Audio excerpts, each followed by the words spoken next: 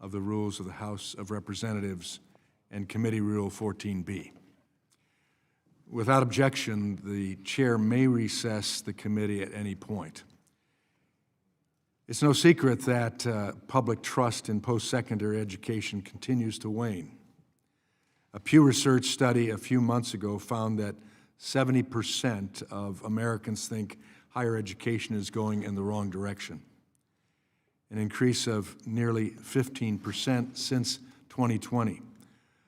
A political poll last week revealed that only 25% of Americans think college is worth the cost. And shockingly, 60% of college graduates say it wasn't worth it. More and more students are wondering if they should even enter post-secondary education at all. Post-secondary education is a promise. The students who invest their time and money will receive an education worth it. I'm proud that this committee has been at the forefront of restoring trust in the promise. The reforms in the Working Families Tax Cuts made real progress, and today I'm excited to address 4 more bills that will benefit students as they continue their journey to enter the workforce. First, we're making sure homeschoolers have the same access to higher education as everyone else. About 3 to 4% of students are homeschooled, and research shows that they often outperform their public school peers, or private school peers for that matter.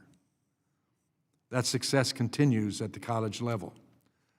Homeschoolers tend to perform better on the ACT, stay in college longer, and attain higher college GPAs.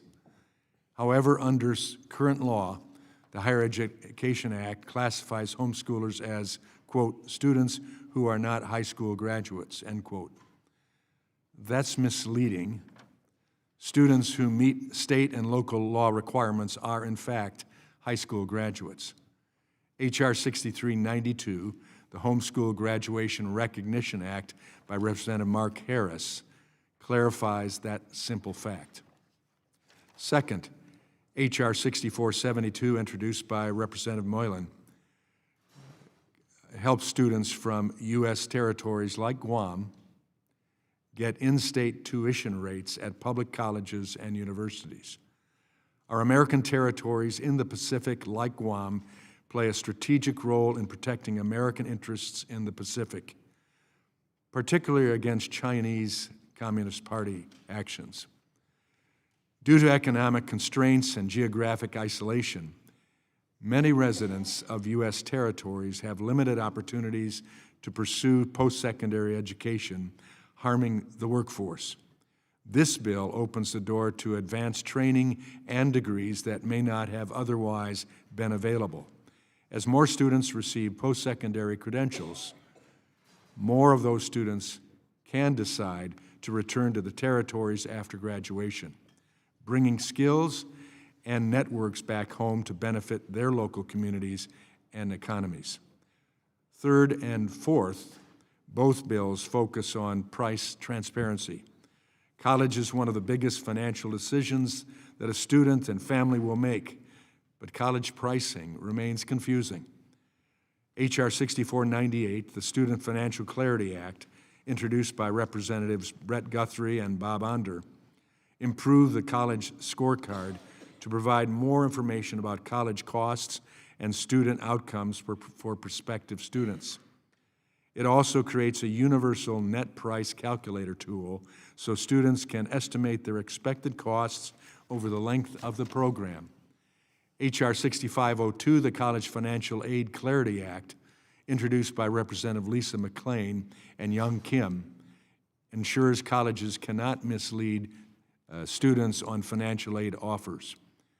A 2022 report from the Government Accountability Office found that 91% of colleges failed to follow best pricing practices in their financial aid offers to students, with some colleges deceptively portraying loans as grants that students would not have to repay.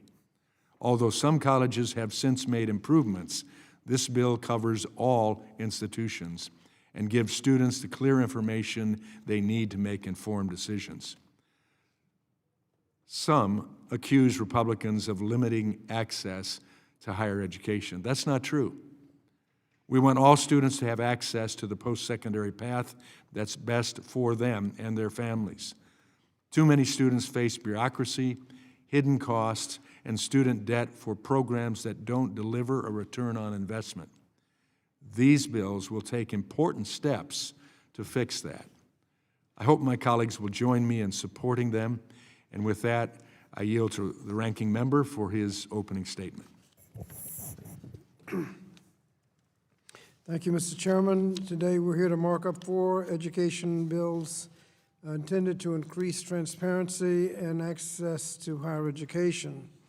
First bill under consideration is the Homeschool Graduation Recognition Act, which essentially restates and clarifies the current law allowing homeschool students to be eligible for federal student aid. Under federal law, homeschool students are eligible for federal student aid. The Higher Education Act specifically allows students who complete a homeschool program recognized under their state's law to qualify for Title IV aid, including Pell Grants and federal student loans. Each state sets its own requirements for the education of homeschool students. There's a wide variance in what the states require, with some states, like Texas, not even requiring any courses in science or history. But HEA confirms that homeschoolers must meet eligibility requirements, whatever they are in their state, to receive federal aid if educated according to those state rules, but continues to allow schools to set their own admission standards for students, including those educated at home. Again, it's my understanding the bill does not make any substantive changes to the present law, but further restates and clarifies what is already required by the Higher Education Act. I'll have an amendment that further clarifies the bill's provisions, specifically to point out that they apply to the federal student aid eligibility under Title IV and HEA, and with that addition, I'll vote in favor of the bill. The next bill we'll consider amends the Higher Education Act to require public colleges and universities to provide in-state tuition for certain residents of Guam, the Commonwealth of the Northern Mariana Islands, American Samoa, and the United States Virgin Islands. I support the initiative in principle, but we cannot ignore that states and public colleges set their own tuition rates based on state budgets and priorities. The Democrats will propose an amendment to help offset these costs by providing federal funding similar to the District of Columbia Tuition Assistance Grant, the DC TAG program, which supports DC residents with up to $10,000 per year for a total of $50,000 to pay the difference between the higher out-of-state tuition and the lower in-state tuition at public universities, which is necessary because Washington, D.C. does not have an adequate number of public universities. It is the federal government's responsibility to shoulder the cost of this mandate rather than shift that mandate and cost to other states who are already facing financial strain. I urge my colleagues to support the amendment and the bill. Next, we will consider the Student Financial Clarity Act, H.R.6402, which amends the Higher Education Act to expand the data requirements of the College Scoreboard and establish a universal net price calculator. Now, while transparency is vital, we need to acknowledge that the Trump administration is actively dismantling the Department of Education. And as of now, the Institute of Education Sciences, which used to have hundreds of, almost 200 employees, now only has a handful.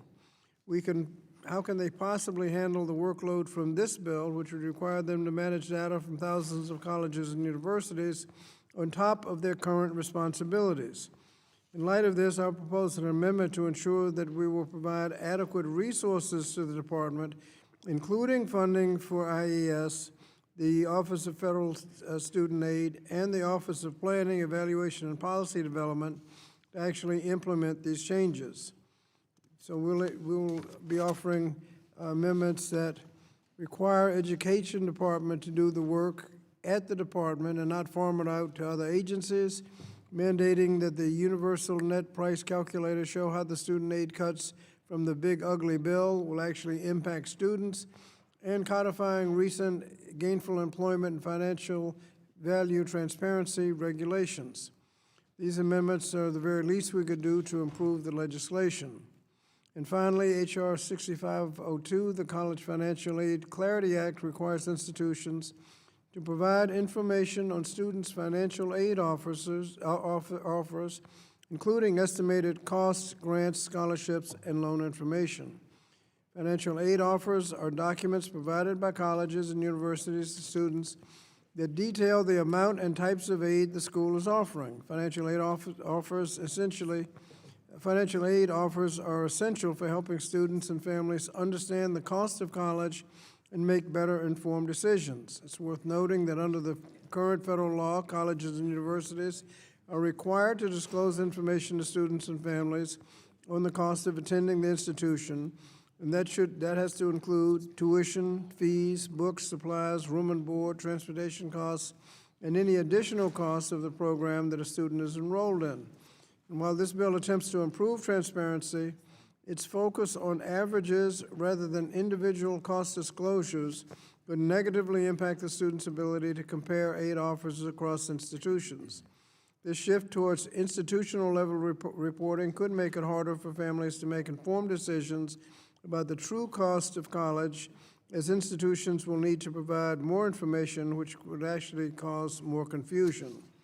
Though I acknowledge my colleagues' efforts on the other side of the aisle, this bill still needs further improvements to ensure that students and families can easily compare college costs and aid information. To improve the proposal, Democrats are prepared to offer amendments to require the Department of Education to perform the work the bill authorizes rather than farming it out to other agencies, to promote greater standardization and simpler forms for students to make real apples-to-apples aid offer comparisons, and hopefully those amendments will be adopted. And before I close, I'd be remiss if I didn't mention that while I recognize the good intent behind these bills, I'm disappointed that they're being considered after the Republicans have already passed that big, ugly bill. Earlier this year, that bill made college even more unaffordable and unattainable for millions of Americans. It eliminated graduate plus loans, caps parent plus loans, and limits access to Pell Grants. It also requires students to consider predatory private loan market with higher interest rates and fewer protections. It's difficult to reconcile that harmful legislation with today's efforts. Now, we are all aware of the polls that show that many believe that college is not worth the cost. The solution should not be to make to just ignore the fact. We should make college more affordable rather than have students cut their education short because they can't afford the cost. Bills that explain the cost do not reduce the cost any more than, as a farmer would say, weighing the pig does not make the pig fatter. With that, Mr. Chairman, I yield back. I thank the gentleman. Without objection, all members who wish to insert written opening statements in the record may do so by submitting them to the committee clerk electronically by the end of the day today. Pursuant to the House rules, a copy of the text to be marked up was made available to members and the public at least 24 hours in advance. The bills being marked up today shall be open to amendment at any point, and the chair will allow members to offer amendments in a manner not prohibited by the House committee rules. Without objection, members who have more than one amendment to the bills and wish to offer their amendments en bloc may do so. The committee will now proceed to consideration of the bill H.R. 6392 for amendment. The bill was circulated in advance and printed copies are available. Without objection, the first reading of the bill is dispensed with. The clerk will designate the bill. H.R. 6392, a bill to amend the Higher Education Act of 1965 to recognize students who have completed secondary school education in a homeschool setting as high school graduates and for other purposes. Again, without objection, the first reading of the bill is dispensed with. Without objection, the bill will be considered as read and open for amendment at any point, and any amendment offered shall be considered as read. Does anyone seek to be recognized? Representative Harris, for what purpose do you seek recognition? Mr. Chairman, I have an amendment at the desk. The clerk shall designate the amendment in the nature of a substitute. Amendment in the nature of a substitute to H.R. 6392, offered by Mr. Harris of North Carolina, identifier ANS_HR 6392. Without objection, the amendment shall be considered original text for purposes of further amendment. The amendment in the nature of a substitute has already been distributed. I now recognize Mr. Harris for 5 minutes to explain the amendment in the nature of a substitute. Thank you, Mr. Chairman. I offer an amendment in the nature of a substitute for my legislation, the Homeschool Graduation Recognition Act, which really makes technical changes to my bill to ensure homeschool students' diplomas are fairly recognized by all colleges. Mr. Chairman, no student should ever face discrimination during the college admissions process simply because they were homeschooled. Across this nation, 3 million homeschooled students are educated by devoted parents who pour their hearts, time, and resources into their children's future. In my home state of North Carolina alone, we have 165,000 homeschoolers, students who work hard, excel academically, and deserve to compete on a level playing field. And yet some colleges still treat these young men and women as second-class applicants. Instead of accepting the homeschool diplomas that comply with state law, they demand excessive documentation. They impose unnecessary testing. They may even force legally graduated homeschoolers to take the GED, as if their education counted for less simply because it took place at the kitchen table instead of inside a government building. This discrimination is wrong. It contradicts congressional intent, and it must end. The Homeschool Graduation Recognition Act brings clarity to the law to ensure that lawful homeschool graduates are recognized as legitimate high school graduates. The Higher Education Act clearly states that homeschool graduates are eligible for federal student aid, but an outdated heading in law titled, quote, "Students who are not high school graduates," end quote, has misled some compliance officers into treating homeschool graduates as if they fall into that category, when in fact they do not. According to the Homeschool Legal Defense Association, over a dozen colleges impose barriers on homeschooled applicants. One community college in Ohio demanded that a homeschool student verify his diploma by gathering state-issued documents that the state wasn't even required to keep under its homeschool laws. A year later, that student's own mother, applying decades after her graduation, was likewise told to go hunt down paperwork that didn't exist, rather than accept her diploma at face value. Now, I realize this may seem like a small problem to fix, but it represents a real burden for the students and families impacted by it. I urge my colleagues to support the 3 million homeschool students across this nation by voting in favor of the amendment and the underlying bill. Mr. Chairman, I ask unanimous consent to submit into the record a letter of support for this legislation from the Homeschool Legal Defense Association. And with that, I yield back. Without objection, it will be submitted. Hearing none, it is. Thank you, sir. I yield back. Are there any members who wish to be recognized for further discussion on the amendment in the nature of a substitute? Representative McBath, you wish to be recognized. Thank you, Mr. Chair. I wish to speak in favor of the amendment in the nature of a substitute. You're recognized. Thank you. I wanted to speak in support of the amendment in the nature of a substitute and share my personal experience with homeschool and as a homeschool educator myself, believe it or not. For 5 years, I was a single mother working as a flight attendant on the weekends while I homeschooled my son Jordan during the week. It was hard, yes it was, but there were parts of it that I just wouldn't trade for anything in the world, because that experience allowed me to spend more time with Jordan before he was taken from me in a racially motivated shooting. Time that I will now and forever deeply cherish. It was not a choice that I took lightly. It was one that basically turned our lives upside down. I had to change my entire work schedule to be there for him, and Jordan had to adjust to school at home instead of being with his classmates. I did that because the schools where we lived were so starved of resources, so starved of support from this Congress and from our state, that I could simply not send him there. This isn't a choice that any parent should ever have to make. It isn't a choice that any parent should have to make in the greatest country on earth. But that was the reality that was forced upon me and my son. I had to make that decision. That is the reality that is forced upon millions of Americans every single day.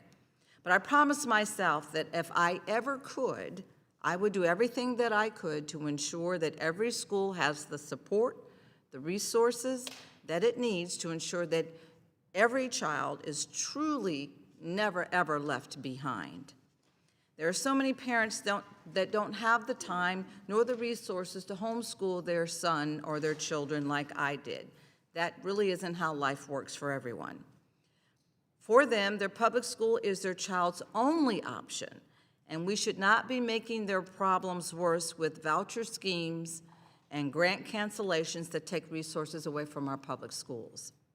My Republican colleagues, whether they intend to or not, are creating a two-tiered education system, one for those that are born in certain zip codes and one for the wealthy, for those lucky enough to win a charter lottery, and another for the rest of us. That is not what public education should be. And it doesn't have to be this way. This is a choice that we can make. These are problems and schools that we can actually fix. There are parents that choose to homeschool, but there are others like myself that had to homeschool. I encourage my Republican colleagues to take a very hard look at the impact that these policies are really having on everyday people and difficult choices that our parents are being forced to make. The solution is not to give up on our public school system and these families, and I yield. I thank the gentlelady. Are there any others who wish to speak on this amendment, nature of a substitute? Ms. Miller, you wish to be recognized? Yes. You're recognized for 5 minutes. Okay, thank you, Mr. Chairman, and thank you to Congressman Mark Harris for sponsoring this important bill. Years ago, I was teaching in public school, and I kind of had an epiphany that education could be so much better if we use different curriculum. So at that point, I decided to home educate my 7 children. Now my children are grown, and most of them are being home educated today. So protecting school choice was one of the main reasons why I entered politics in the first place.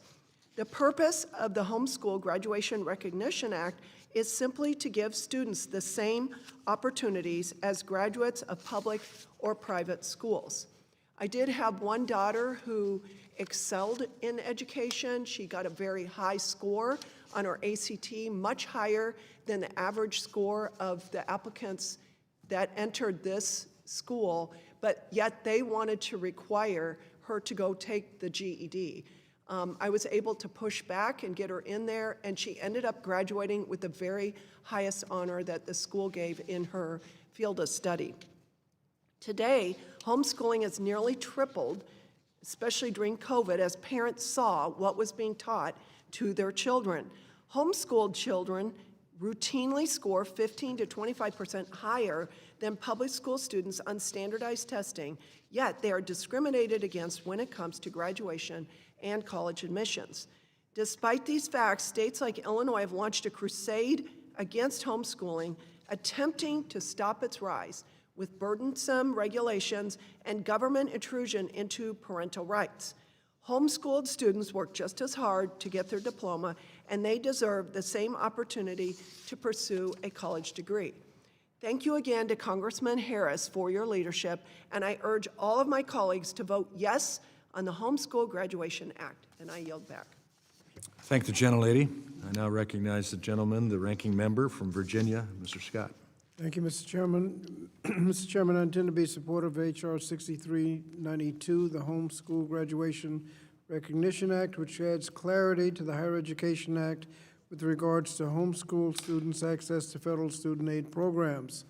Under federal law, when a homeschool student has completed secondary education in a home setting that is treated as a homeschool or private school under state law, that student is entitled to access to federal student aid programs under Title IV of the Higher Education Act.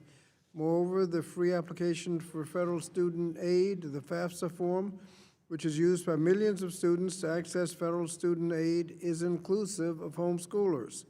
Likewise, the Federal Student Aid Handbook, a guide for college financial administrators and counselors, is unequivocally clear that homeschool students are eligible for Title IV funds when they have completed homeschooling at the secondary level as defined by state law. The committee Democrats are supportive of approving the text of the law to avoid any unintentional ambiguity or misunderstanding that might occur as a result of the drafting of the current federal law to ensure that homeschool students have access to financial aid for higher education. So the Democrats plan to offer an amendment to the legislation to clarify that the bill's provisions apply to federal student aid programs under Title IV of the Higher Education Act, which is consistent with the provisions for homeschool students in current law, and it's my understanding the majority will be supportive of the clarification. Ensuring that all students, including those educated at home, have equitable access to higher education funding is a shared goal, and for these reasons, I plan to support the amendment in nature of a substitute with the amendment, and I yield back. I thank the gentleman. Now I recognize the Subcommittee Chairman on Early Childhood, Elementary, Secondary Education, Mr. Kiley from California. Thank you, Mr. Chair. I am very glad to co-sponsor the Homeschool Graduation Recognition Act. I have had the great privilege of getting to know many of the homeschool students and families in my area. I've spoken to their classes, I've judged their debate tournaments, and I have never ceased to be impressed with these young people, as well as with the parents who pour their heart and soul into giving them an excellent education. I've also fought alongside these families when they have been unfairly targeted by misguided politicians in Sacramento. We have 3 million homeschool students in this country. They span all backgrounds, are all throughout the country, and families choose to homeschool for a diversity of reasons. Now, I am a very strong believer in our public education system, and I believe we actually have a long way to go to improve the quality of public education in all parts of this country. But the right to homeschool is a fundamental right that must always exist and be protected, and it has been recognized as part of the fundamental right of parents to direct the education of their children. And that also means we must firmly have in place a principle of non-discrimination when it comes to how homeschool students are treated in other parts of our education system and in our broader society. We must also, by the way, tread carefully whenever we're making law with respect to homeschooling, because largely the purpose of it is to enable parents and families to opt out of the regulations that otherwise exist within the education system. But this very targeted bill is important for upholding this principle of non-discrimination, because right now, as part of the Higher Education Act, I was actually somewhat startled by the way that it's the exception in this act is worded, where it describes it as students who are not high school graduates. That's the umbrella term that's used for homeschoolers. Well, no, homeschool students are high school graduates, and so that was always an inaccurate title. So this bill, by my colleague from North Carolina, appropriately changes the wording to reflect what this is, students who are in non-traditional settings.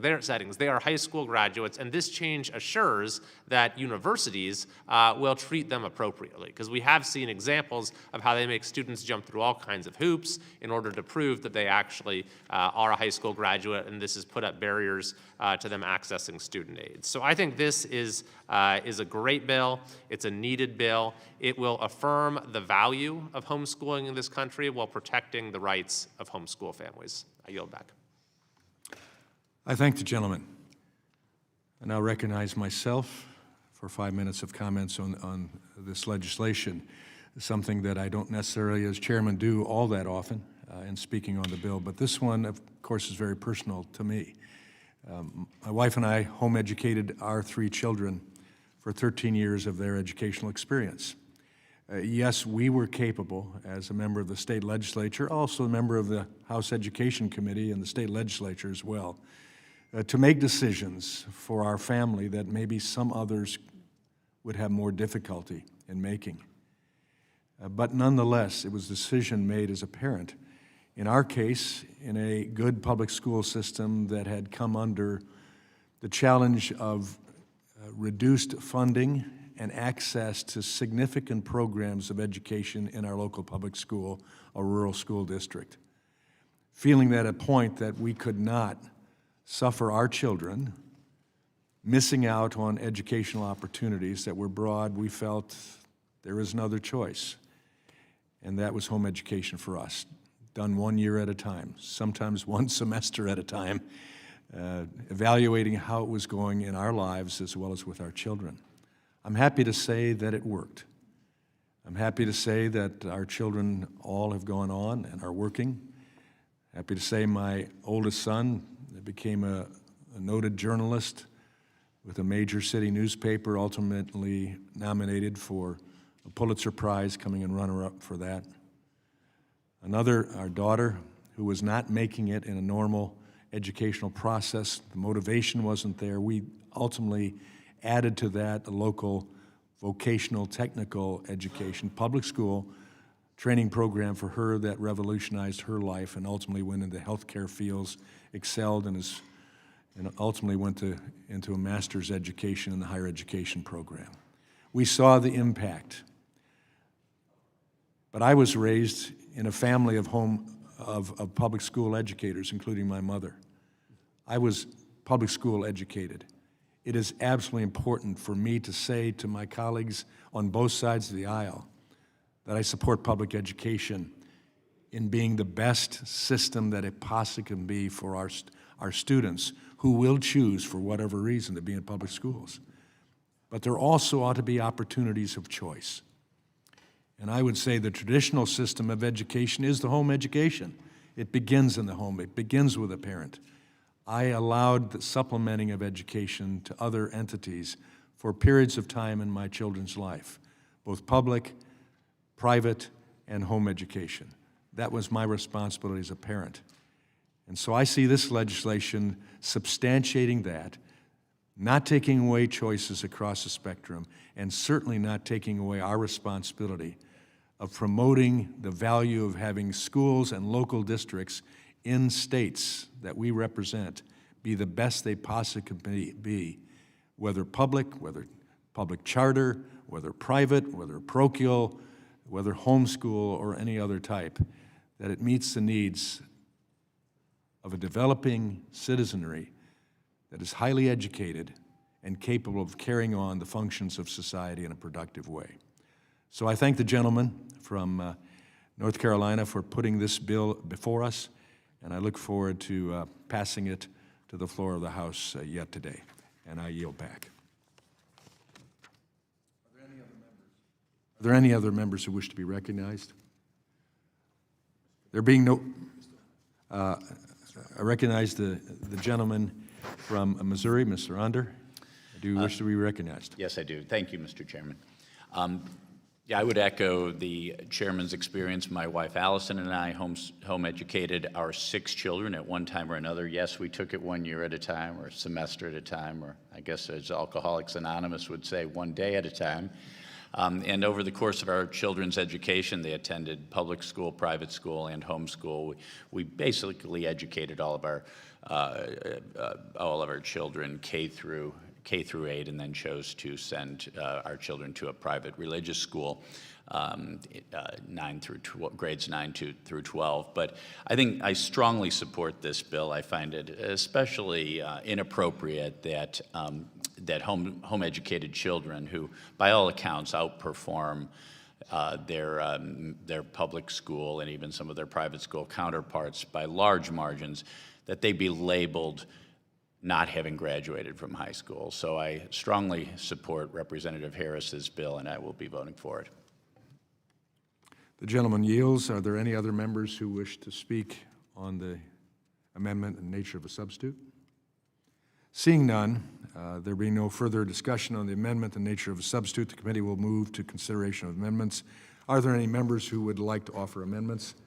I recognize the ranking member, the gentleman from Virginia, Mr. Scott, to Yes, offer an Mr. amendment. Chairman, I have an amendment at the desk, H.R. 63, identifier H.R. 6392 MU-D AMD_01. The clerk will report the amendment. Amendment to the amendment in the nature of a substitute to H.R. 6392, offered by Mr. Scott of Virginia, identifier AMD_01.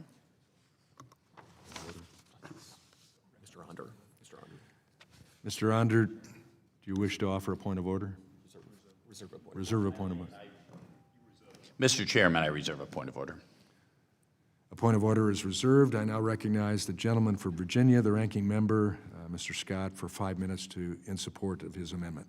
Thank you, Mr. Chairman. This amendment makes clear that the bill's provisions apply to federal student aid programs under Title IV of the Higher Education Act. It's consistent with existing provisions for homeschool students in current law. With my amendment, H.R. 6392, the Homeschool Graduation Recognition Act adds clarity to the Higher Education Act with regards to homeschool students' access to federal student aid programs without unnecessarily becoming entangled with the autonomy and academic freedom of colleges and universities. It's my understanding that the majority is supportive of the modification, and I urge adoption of the amendment and then the bill, and I yield back. I thank the gentleman. Does the gentleman from Missouri wish to withdraw his point of order? I withdraw my point of order. The reservation is withdrawn. Does anyone else seek recognition on the amendment? Mr. Harris, do you wish to speak on the amendment? Yes, Mr. Chairman. And I would just say if this amendment will make my Democrat colleagues comfortable voting for the underlying bill, I'm happy to support it. Again, in this bill, the main goal is to send a message that homeschoolers who graduate in accordance with state law are in fact graduates. This will eliminate any implication in existing law that homeschool graduates have not legally graduated. The bill still accomplishes both those goals under this amendment. My Democrat colleagues are correct that the underlying bill makes changes to the existing code on federal financial aid, and I'm fine with an amendment that clarifies that fact. I'm prepared to support this amendment in the hopes we can pass the underlying bill with a large, resounding majority. And with that, Mr. Chairman, I yield back. I thank the gentleman. Is there further debate on the amendment? If not, the question is on the amendment by the gentleman from Virginia, the ranking member, Mr. Scott. All in favor say aye. Aye. All opposed, no. In the opinion of the chair, the ayes have it, and the amendment is agreed to.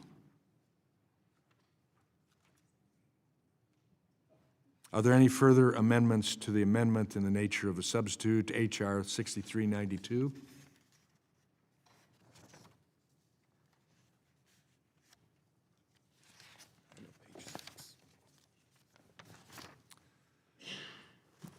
There being no amendments, the question now occurs on the amendment in the nature of a substitute to H.R. 6392. All in favor say aye. Aye. All opposed, no. In the opinion of the chair, the ayes have it, and the amendment in the nature of a substitute is agreed to. We'll now move to consider the next bill.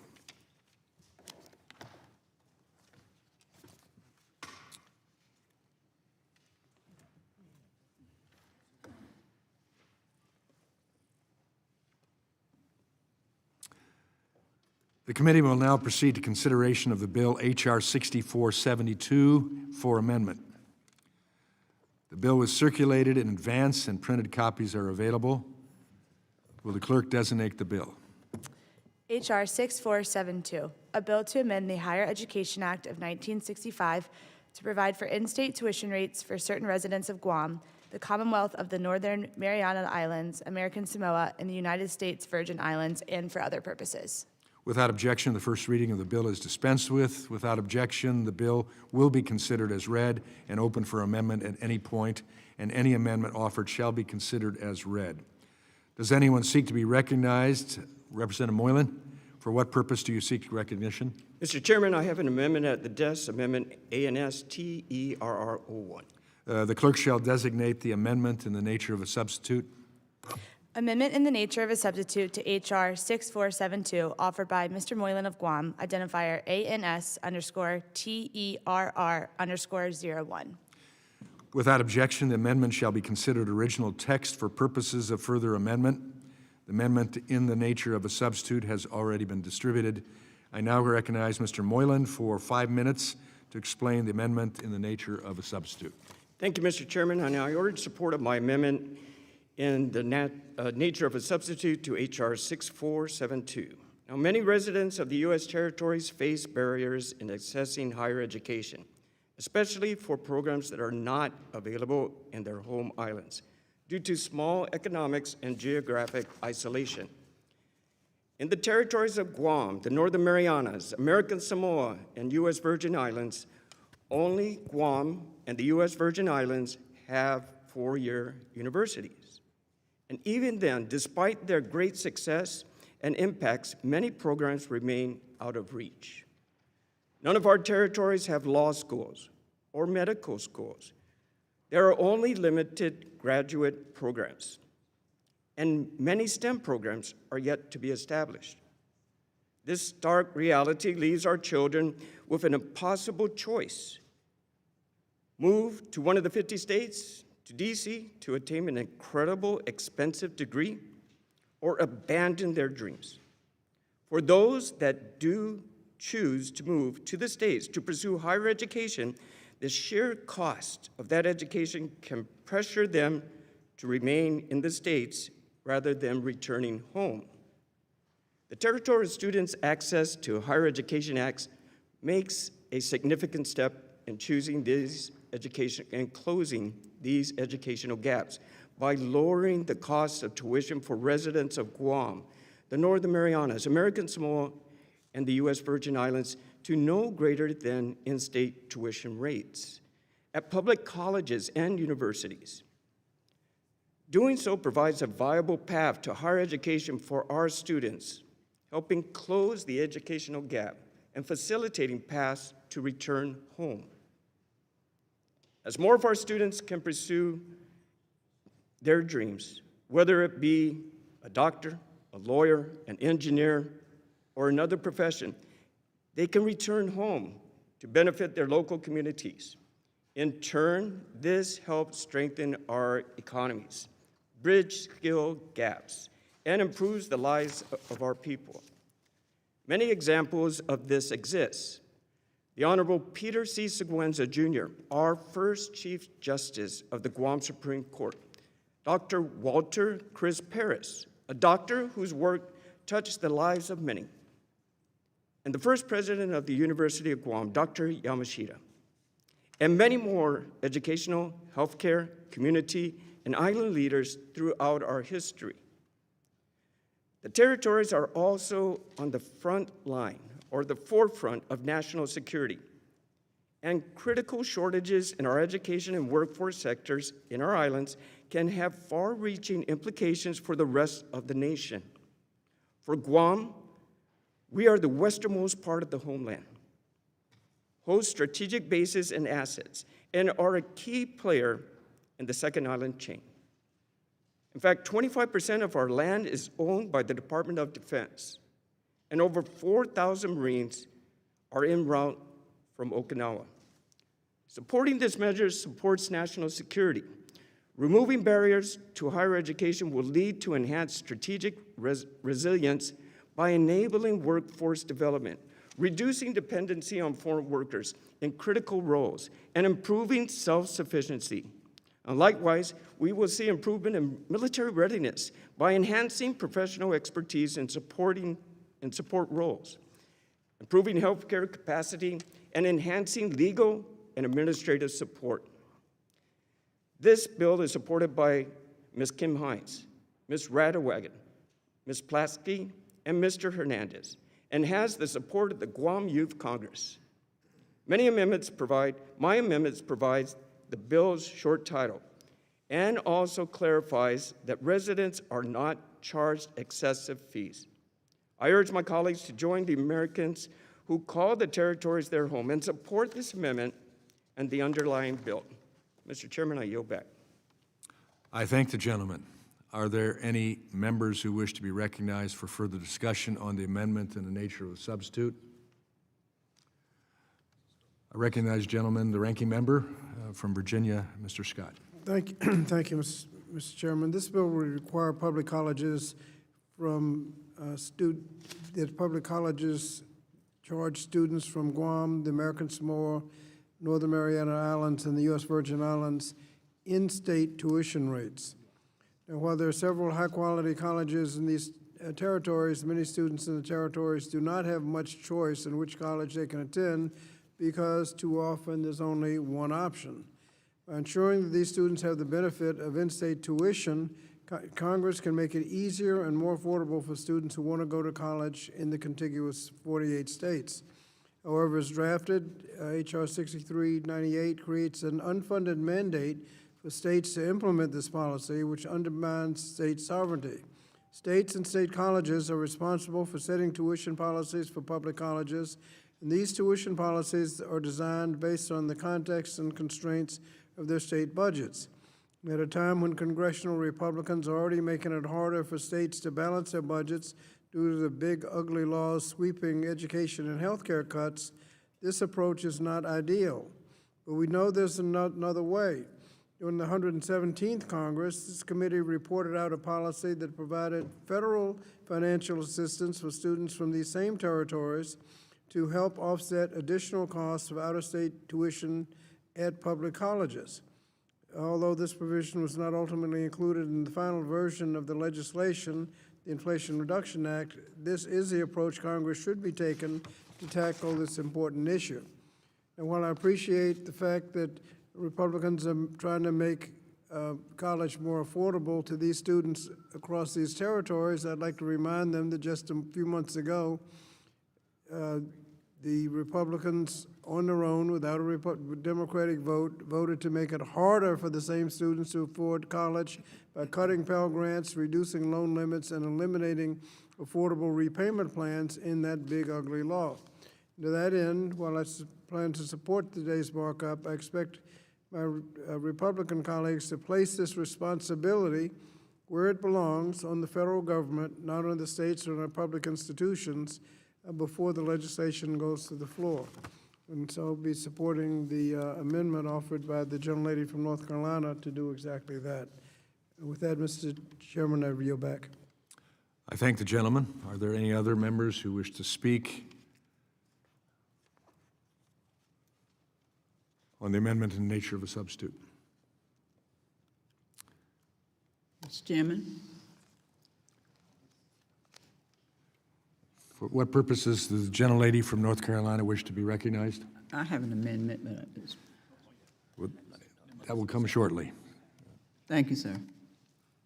There being no further discussion on the amendment and the nature of a substitute, the committee will move to consideration of amendments. I now recognize the gentlelady. Mr. Chairman, I reserve a point of order. Let's wait for the amendment. Thank you. I now recognize the gentlelady from North Carolina for purposes of introducing an amendment. Thank you, Mr. Chairman. I have an amendment at the desk, ADAM NC 558. Will the clerk designate the amendment? Amendment to the amendment in the nature of a substitute to H.R. 6472, offered by Ms. Adams of North Carolina, identifier Adam NC_558. Does the gentleman from Missouri wish recognition? Yes, Mr. Chairman, I reserve a point of order. A point of order is reserved. I now recognize the gentlelady from North Carolina. Thank you, Mr. Chairman. While I appreciate my Republican colleagues' interest in wanting to ensure affordable and accessible public higher education for residents of certain U.S. territories, requiring states to honor in-state tuition prices for non-resident students infringes upon states' autonomy, and absolves the federal government of its responsibilities. Each state has the jurisdiction to decide where and to whom their respective funding goes to. Despite some declines in state investment in higher education over the decades, states provide most of the funding for public higher education and have significant say in how college revenues should be spent. Given the outsized role of states in public higher education, setting and mandating in-state tuition prices are outside of the federal government's jurisdiction, and such policies are an inappropriate infringement on state government discretion.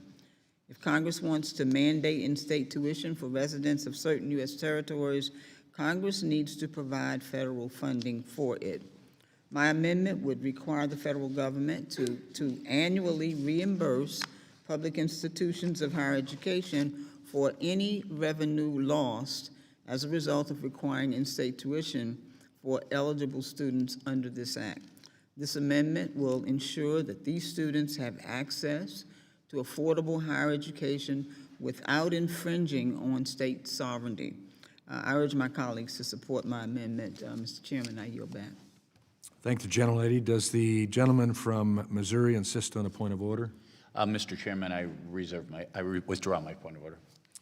The reservation is withdrawn. I thank the gentleman. Does anyone else seek recognition on the amendment? Representative McBath, do you wish recognition? Thank you, Mr. Chair. Thank you so much. I wish to speak in favor of the proposed amendment to the amendment and the nature of the substitute. You are recognized. Thank you. And thank you to Mr. Moylan for leading this really, really important bill. Although many Americans may never have been there before, places like the Virgin Islands, the Northern Mariana Islands, Guam, and Samoa are incredibly important parts of our country and of our history. The jungles and the beaches of Guam, the waters that surround the Northern Mariana Islands, and so many others are the final resting place for thousands of American soldiers, sailors, Marines, and our Chamorro allies who died fighting in the Second World War. People just like you and me who gave their lives to defend democracy, to defend their homes, and to defend this country. These places and those who call them home, they're important to us, and they should be treated with the respect and the dignity that they deserve. Education is a window to a better, more fulfilling life, and there's no legitimate reason why American citizens and nationals living in the farthest reaches of our country should be limited or denied the same opportunities for success than those living in the states have access to. Your zip code, the amount of wealth that you were born into, what island you were born on, none of these things should be the difference between an American's ability to better themselves through education. Factors that are completely outside someone's control should not make it more difficult to acquire the skills necessary to provide a decent life for themselves and for their families.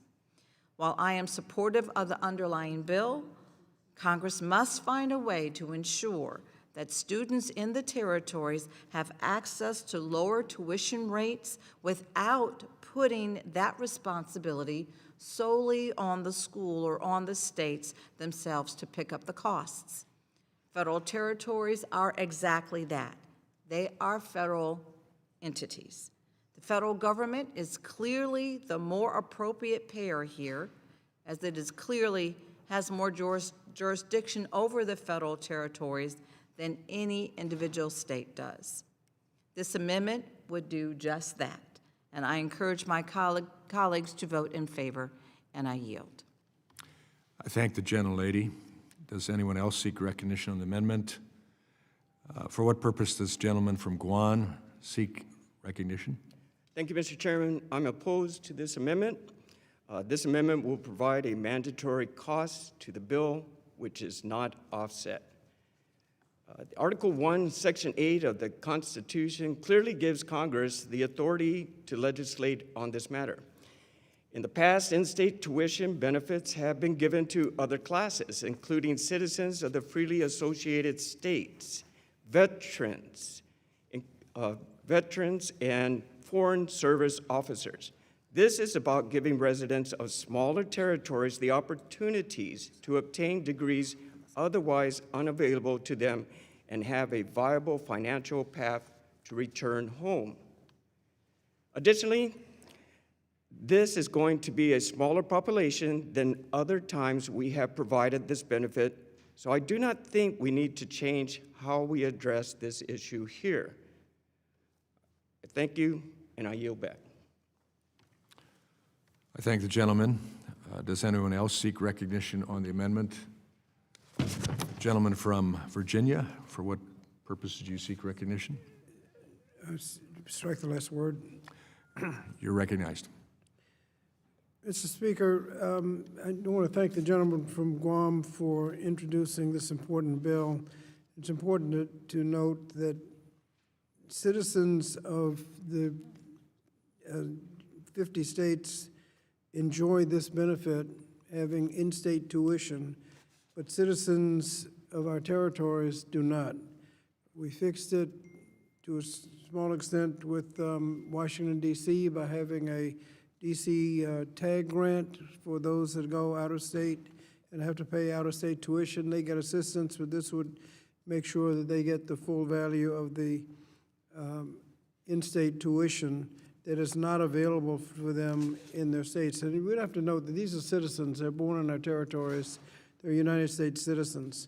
And Dr. Adams' amendment would ensure that students will have access to affordable education and still respecting the autonomy and budgets of states and public colleges when they set their tuition. So I urge my colleagues to support the legislation and yield back. I thank the gentleman. Are there any others who wish to speak on the amendment?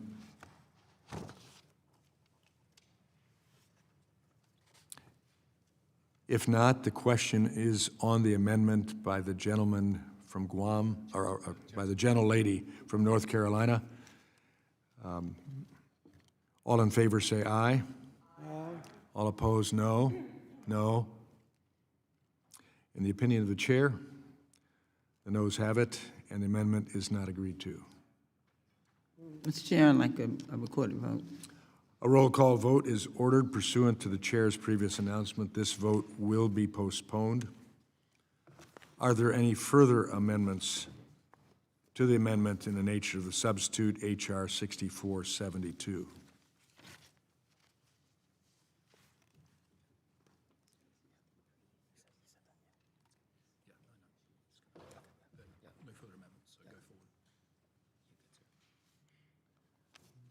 So we just... So we move to the next bill, but they just want us to say that ahead of time. We'll now move to consider the next bill.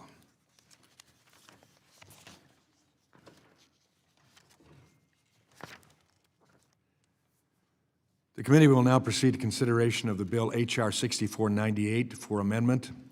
The bill was circulated in advance and printed copies are available. Will the clerk designate the bill? H.R. 6498, a bill to amend the Higher Education Act of 1965 to increase transparency in college tuition for consumers and for other purposes.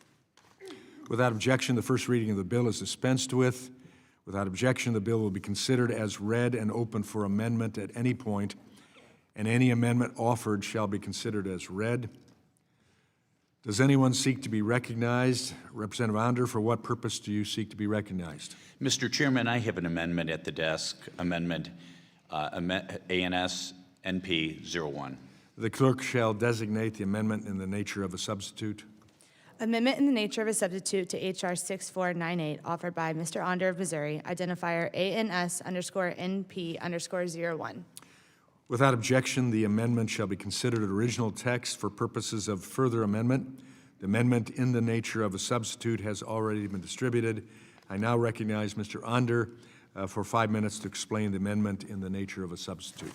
Thank you, Mr. Chairman. Post-secondary education is a competitive market with students and families looking to exchange time and money for a credential worth that investment. The more information students have, the better decisions they can make. Financial transparency has a long history in this Congress, An economic study on the auto industry in the 1950s showed that a lack of information created uncertainty about the quality of the market, especially in the used car market. Congress took action on car sales when the Automotive Information Disclosure Act of 1958 was passed, creating what is now known as the Monroney sticker. This tag includes consumer information like the manufacturer's suggested retail price, accessories, gas mileage, safety rating, delivery fees, and more. A college degree, of course, is a more important and much bigger investment than a used car. So why do we expect students to make such a large decision with relatively little information about costs and outcomes? Is it no wonder that students and employers are losing faith in the value of college? I know the chairman mentioned some staggering statistics in his opening remarks, but I want to focus on the fact that 60% of college graduates say college isn't worth the cost. These people who have already spent time and money on post-secondary education, and even they are left dubious about the value. We are in a crisis of trust, and that needs to change. That is why I'm excited to join Chairman Guthrie and Representative Trahan in the introduction of the bipartisan Student Financial Clarity Act. This bill codifies and improves the College Scoreboard, a helpful consumer tool for students to compare data across both institutions and individualized programs of study. This data helps answer critical questions students want to know, such as the cost of attendance, average amounts of debt, and average earnings of students at a college and in their major. It also would show costs of attendance beyond traditional required costs so that students can fully understand that costs apply to them and what costs apply to them and how to plan for their financial future. This bill also reforms the universal net price calculator to utilize a more robust data set so prospective students can better estimate the cost of attendance. After students enter the information and the FAFSA, if applicable, the calculator estimates what they can expect to pay for each year of their major using past cost averages from similar students who graduated from that school. My amendment makes improvements to the underlying bill, including clarifying some of the privacy protections in the bill. This amendment also makes additional clarifications in some of the calculations and definitions in the bill. I urge my colleagues to adopt the amendment and support the underlying bill. I yield back. I thank the gentleman. Are there any members who wish to be recognized for further discussion on the amendment and the nature of a substitute? The gentleman from California, Mr. Takano, do you wish to be recognized? Yes. Is it in order for me to offer an amendment? Not yet. No, not yet. No, thank you, sir. The gentlelady from Oregon, do you wish to be recognized? I do wish to be recognized, You're recognized. Mr. Chairman. Thank you. I move to strike the last word. You're recognized. Thank you, Mr. Chairman. I want to start with a comment about the markup in general, because the chairman started this morning by saying that trust in higher education is continuing to wane. Oftentimes that's because of cost in student loan debt, and as Ranking Member Scott said, the solution is to make higher education more affordable. But I also want to note that I hear a lot of bashing of higher education, including statements like higher education is elitist and a waste of money. That is very counterproductive to our mission here, and I encourage my colleagues to join us in talking about how to improve higher education rather than to decimate it. So in regard to House Resolution 6498, the amendment in nature of a substitute, I support transparency in many of the provisions in this bill, and certainly its intent, but once again, we see the majority imposing additional responsibility on the Department of Education while providing no additional resources and slashing existing support. In fact, during the past several months, my Republican colleagues have supported the Trump administration's illegal and unconstitutional dismantling of the Department of Education. The chairman of this committee has actively called for the department to be abolished. So it's baffling. The Secretary of Education is mentioned at least 15 times in this bill, and yet many of you want no department and no Secretary of Education. I do not understand what the approach is, but it feels like we're in the Committee on Cognitive Dissonance. Also, this bill assigns responsibilities to the Institute for Education Sciences and the Office of Federal Student Aid, both of which have been devastated by mass layoffs under the Trump administration. The ability of these offices to complete their statutory responsibilities is already severely undermined, and in this bill, you want to give them more to do. With this bill, you want the transparency and accountability that come with federal education data infrastructure, but you are simultaneously demolishing the agency that makes this possible. It doesn't take a college degree to know that this is not going to work. Investment in our system of higher education matters to students and families. The data that the Department of Education collects and disseminates matters to students and families. We all know this, transparency is beneficial, but this bill doesn't do enough to collect and provide high-quality, comprehensive data that would be useful, and it even includes information that could be misleading. And I will note, again, as I have many times in this committee in the past, that I take issue with the defining the success of academic programs by measuring the salary of graduates. What if a student starts their own business? What if they join the Peace Corps? What if they go into teaching or social work or another underpaid field? That does not mean that their degree does not have value. And there are countless examples of people who end up in careers different from their college major. How are those earnings considered?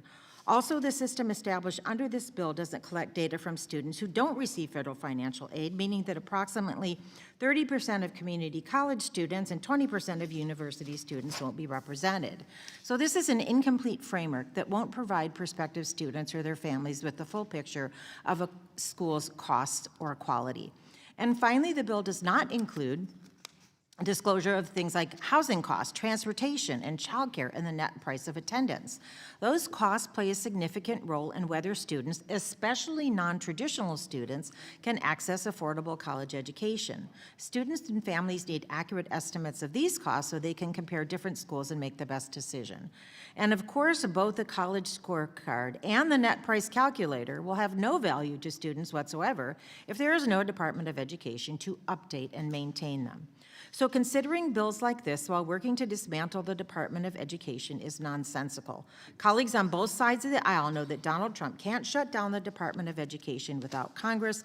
I invite all of you to join those of us who want to improve rather than destroy the department. To do otherwise will harm the students and families, and bills like this are trying to help. I yield back. Thank you. Gentlelady's time has expired. She yields back.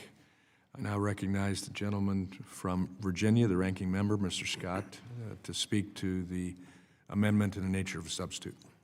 Thank you, Mr. Chairman. Mr. Chairman, H.R. 6498 required the Department of Education to reform the college scoreboard and include additional information on the college costs and program level outcomes and create a universal net price calculator. College Scoreboard is already an important tool run by the Department of Education that helps students and families make informed choices on where to go to college. Scoreboard also allows students to compare colleges based on metrics such as graduation rates, cost of attendance, and postgraduate earnings.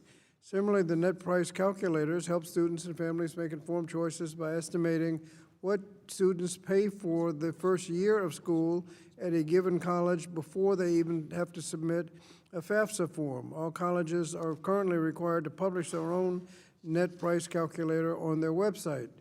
Now, H.R. 6498 attempts to improve the two consumer information tools by requiring a more comprehensive net price, student loan, and outcomes data to be reported and compared across colleges.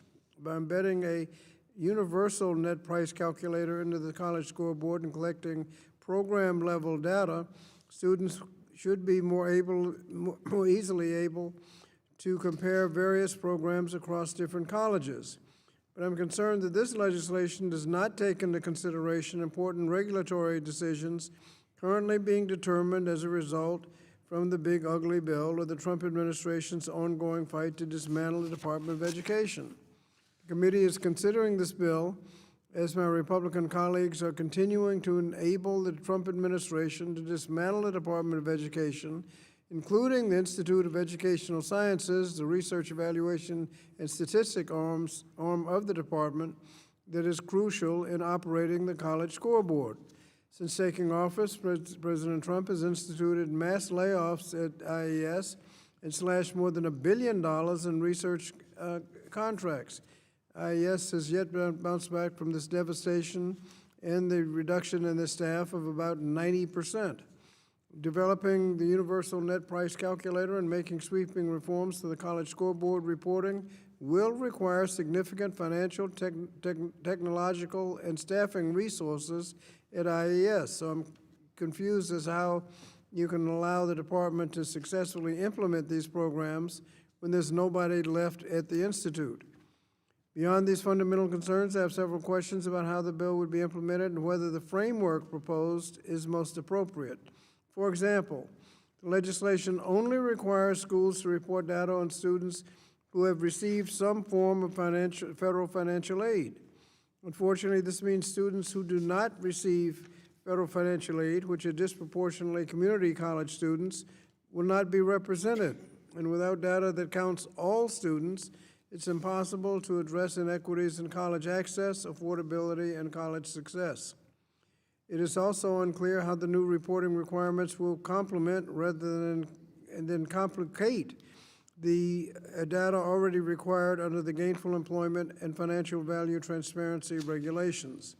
So although I appreciate what is trying to be done with the bill in the college scoreboard, I have concerns about how the bill was drafted and also reasonably have concerns about how the administration will faithfully implement the changes with nobody left at the department.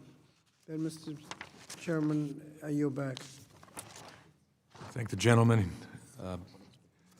Does the gentlelady from Florida, Ms. Wilson's, wish to speak on the amendment in the nature of a substitute? Mr. Chair, I move to strike the last word. You are recognized. As a former principal, a school district administrator, and a school board member, I understand the value of this bill because students deserve to know up front what they are getting into, what a program really costs, how much they will likely borrow, and whether that degree leads to a decent paycheck. That's the basics. And it is long overdue for the Black, brown, and low-income students I represent.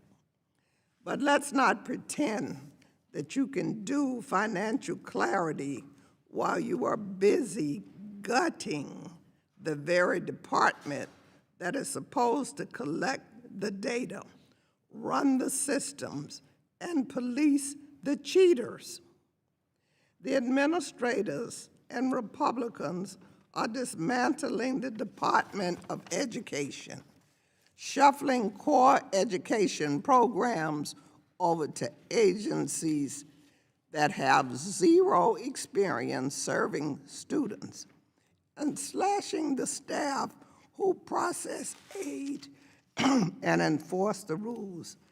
And then they want credit for helping students understand college cost? That is like taking a sledgehammer to the fire department and calling it a fire safety initiative. If we are serious about protecting students, we do not outsource education policy to the Department of Labor, starve the education budget, and pink slip the people who investigate abuse, just to then pin a gold star on a website. If this bill is going to be passed, we need to fund staff and empower the Department of Education to make sure tools like the college scorecard and the net price calculators work for the students. Anything less is just another glossy promise with no backup. Mr. Chair, I yield back. I thank the gentlelady. Are there any other members who wish to be recognized for further discussion on the amendment in the nature of a substitute? There being no further discussion on the amendment in the nature of a substitute, the committee will move to consideration of amendments. Are there any members who would like to offer amendments? The gentleman from California, Mr. Takano, would you like to be recognized on an amendment? Yes, Mr. Chairman, I'd like to offer an amendment to the underlying text. I have an amendment at the desk, Takano 0-030.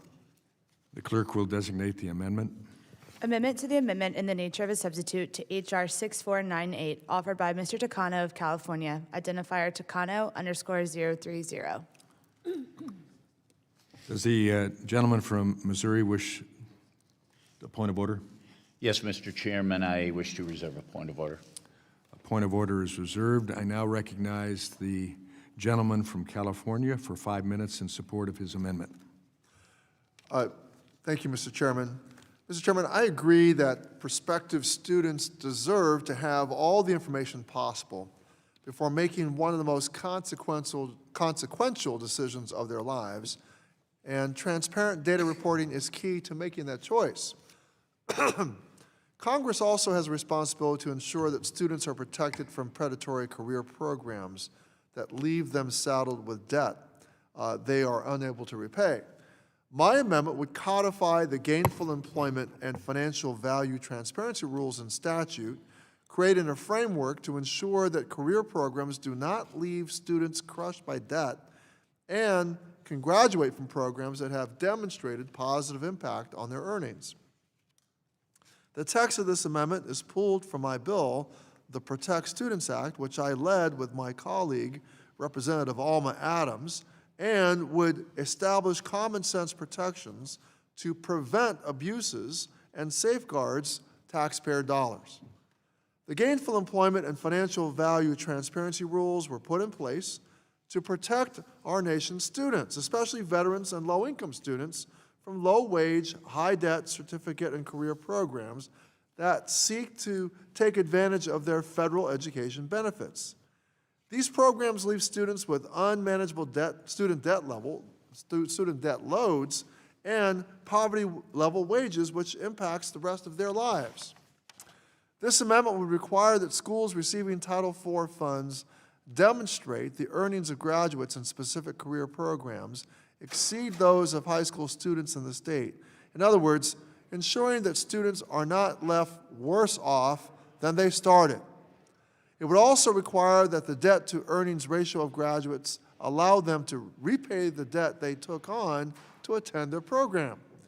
Finally, this amendment requires that institutions provide warning to students if their career training or graduate school programs fail to meet those standards.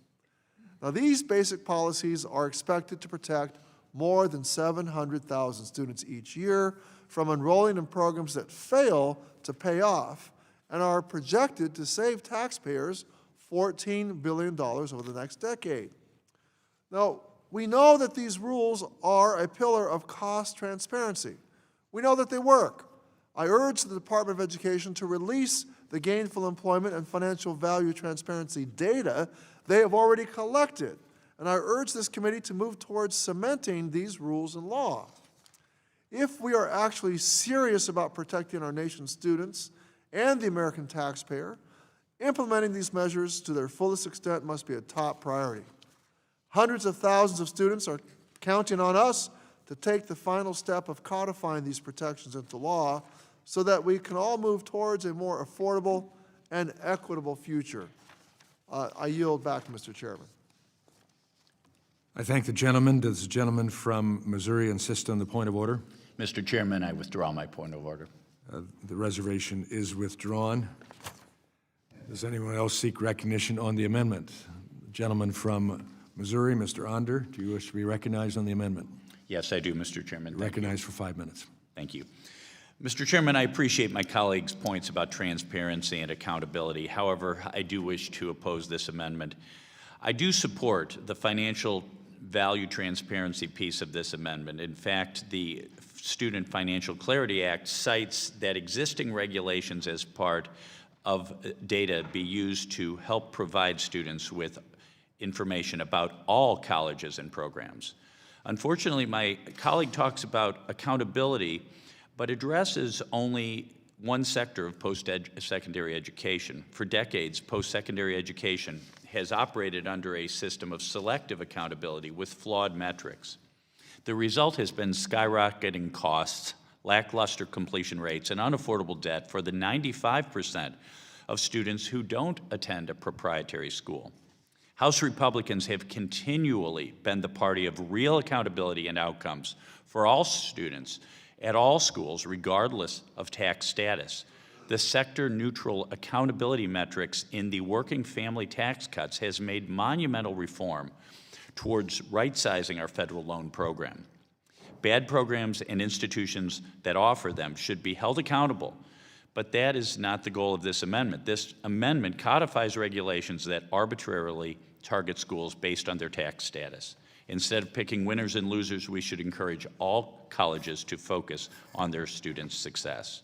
Thank you, and I yield back. I thank the gentleman. Does anyone else seek recognition on the amendment? I recognize the ranking member, the gentleman from Virginia, to speak on the amendment. Thank you, Mr. Chairman. Mr. Chairman, the gainful employment and financial value transparency regulations established under the last administration are critical to protecting students from low-quality programs. I'm pleased to see that the bill sponsors seem to agree, since they have required colleges to report data in accordance with these regulations in the underlying bill. This amendment would codify the present gainful employment and financial value transparency rules, which will help make the reporting under the bill stronger. In addition to codifying the rules, I would hope that the department would release the data that is already collected on gainful employment and financial value, so that we can consider that information. I urge my colleagues to support the amendment and yield back. I thank the gentleman. Is there further debate on the amendment?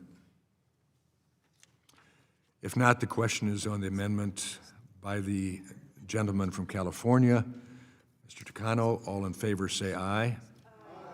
All opposed, no. No. In the opinion of the chair, the noes have it. And the amendment has it.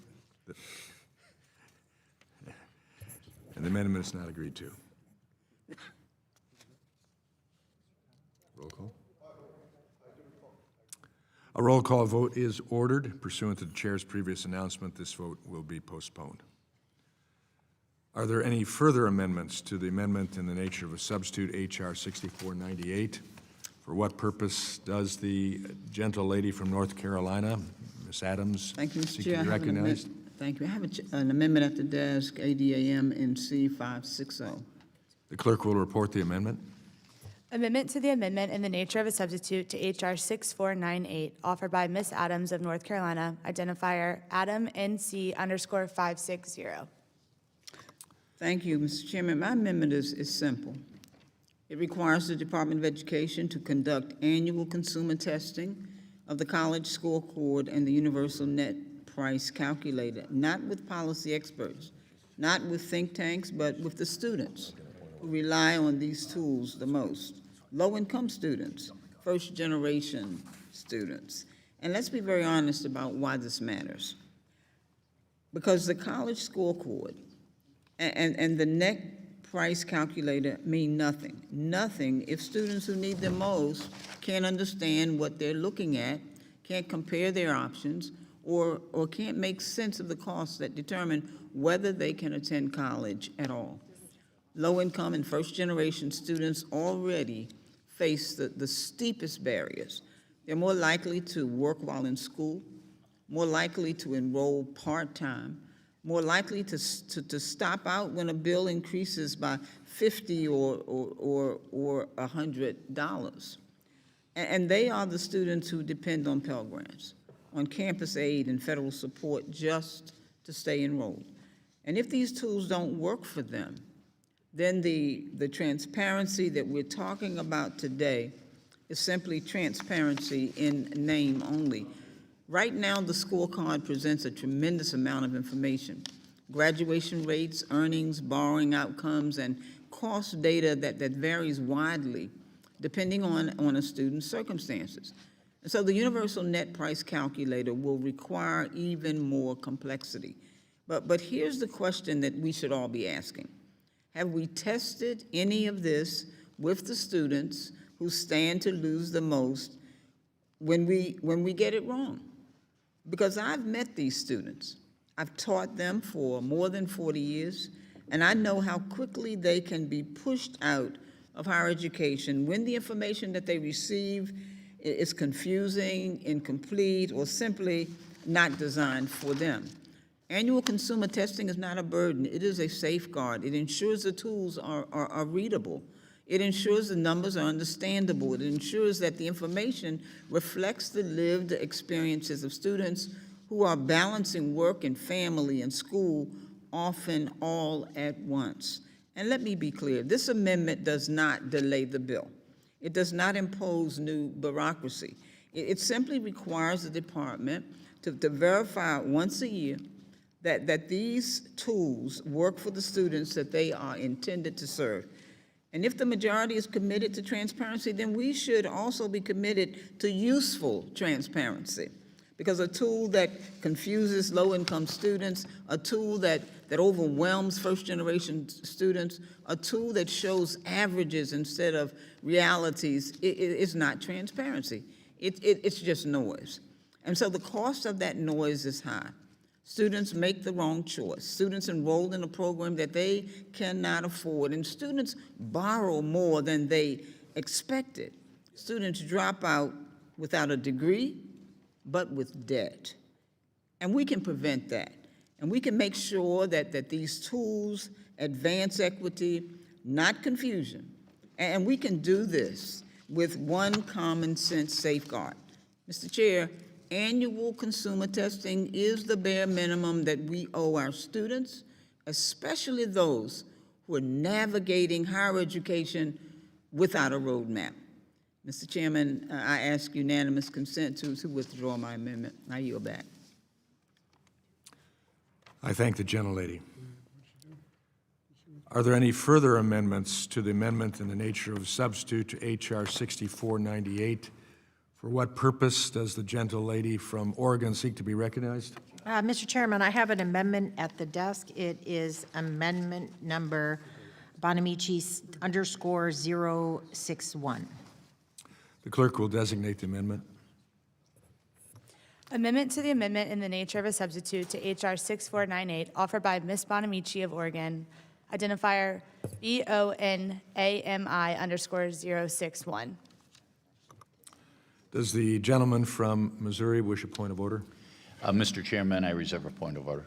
Point of order is reserved. I now recognize the gentlelady from Oregon for 5 minutes in support of her amendment. Thank you very much, Mr. Chairman. This bill directs the Secretary of Education and the Commissioner of Statistics at the Institute of Education Sciences to implement a series of changes to the college scorecard and the net price calculator. Regardless of the merits of this policy, this committee cannot ignore the fact that the Secretary has spent the last few months dismantling the department through transfers of power that undermine the laws Congress has written, delegating that power to the Department of Education. Words matter. If my colleagues on the other side wanted the Department of Labor to handle the college scorecard or the net price calculator, they could have drafted this bill to reflect that, but they did not. To make sure that the Secretary follows what Congress has clearly intended, my amendment would prohibit the Secretary from delegating the powers and functions she is given in this bill to any other federal entity, public or private organization. This amendment will still allow for consultation with other departments if it's necessary, for example, to disaggregate data on financial aid assistance that may be housed at the Departments of Defense, Veterans Affairs, or Labor, but it does not allow for the wholesale delegation we've seen from the Secretary recently. I am sure that the remaining attorneys in the Office of the General Counsel will attempt to devise a way to allow the Secretary to shirk the responsibilities vested in her under this bill if it becomes law, but the intent of Congress should be clear. We expect the Department of Education to do this work, and we will not authorize more power to the Secretary unless our expectation is crystal clear that the Department of Education will do the work. So I urge adoption of this important amendment, and I yield back. I thank the gentlelady. Does the gentleman from Missouri wish to reserve his point of order? I withdraw my point of order. Point of order is withdrawn. Are there any other members who wish to speak on the amendment to the amendment in the nature of a substitute?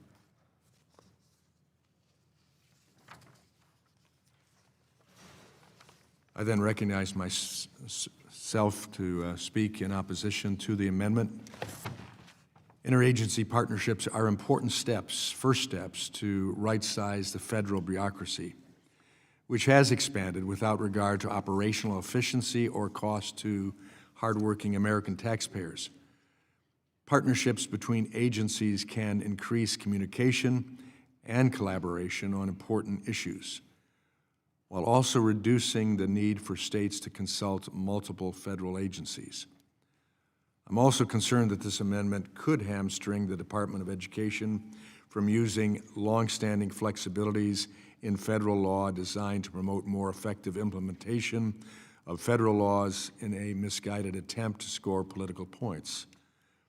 Today, we're focused on providing students with more information so they can make informed financial decisions about their post-secondary education. Debating IAAs, interagency agreements, that are not relevant to this bill would not further this goal. I oppose the amendment, and I yield back.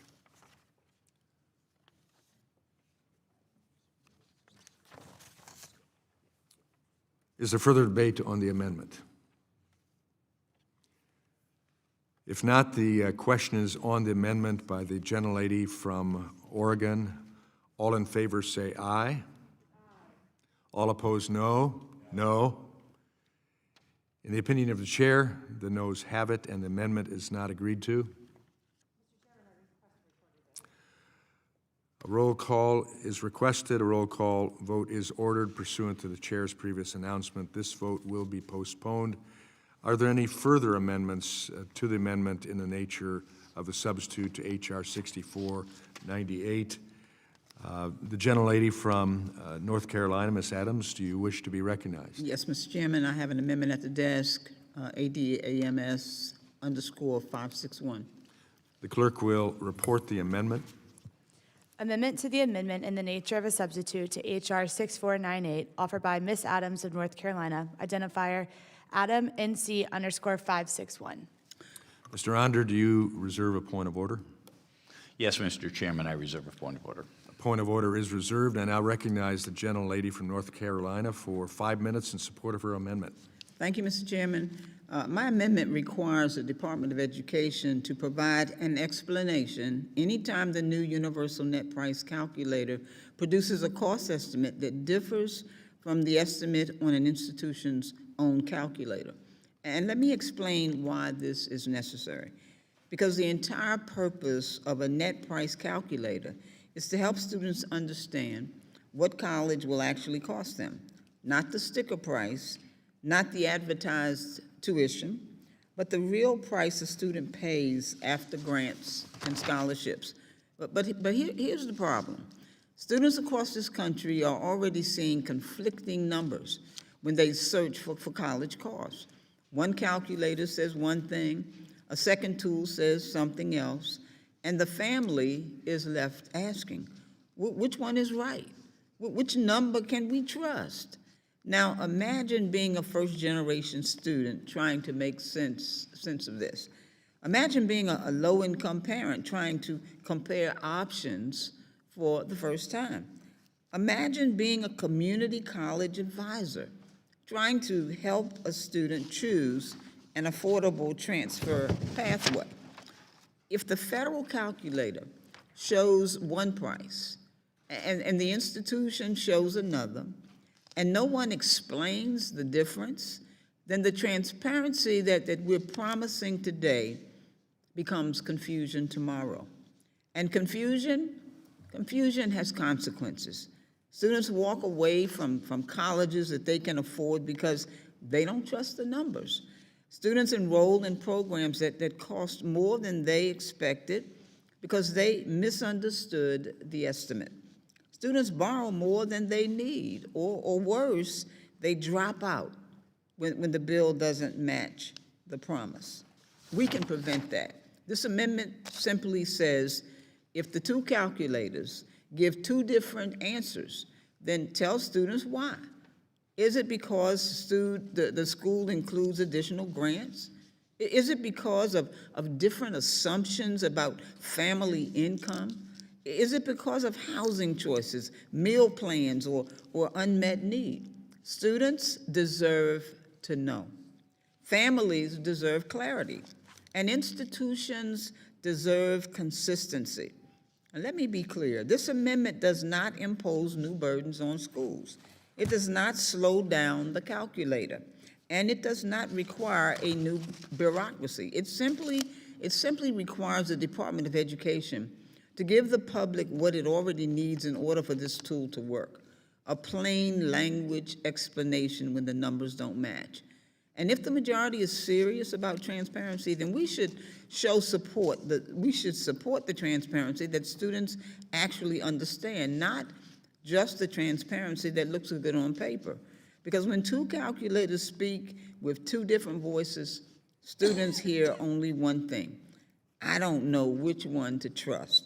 And trust is something that we cannot afford to lose, not when students are making life-changing financial decisions that will follow them for years.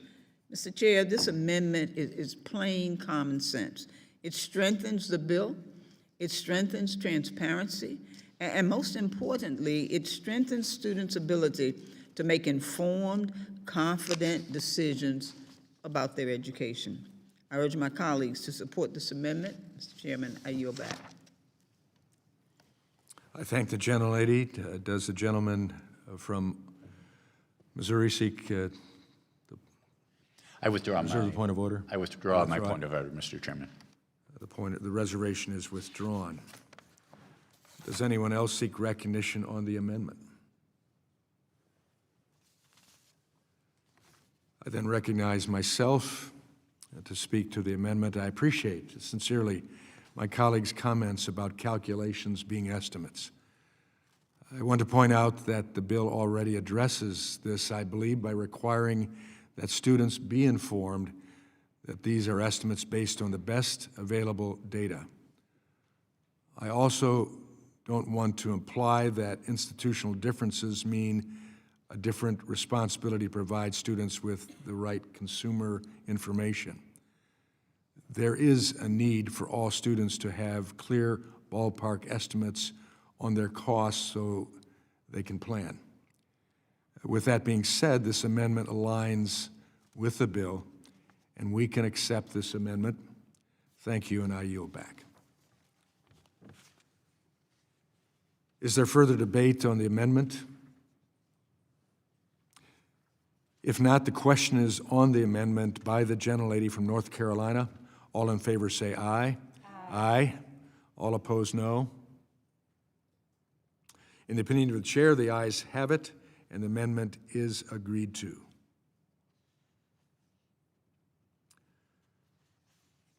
Are there any further amendments to the amendment in the nature of a substitute? For what purpose does the gentlelady from Florida, Ms. Wilson, seek to be recognized? I have an amendment at the desk. The clerk will report the amendment. Amendment to the amendment in the nature of a substitute to H.R. 6498, offered by Ms. Wilson of Florida, identifier WILSFL_061.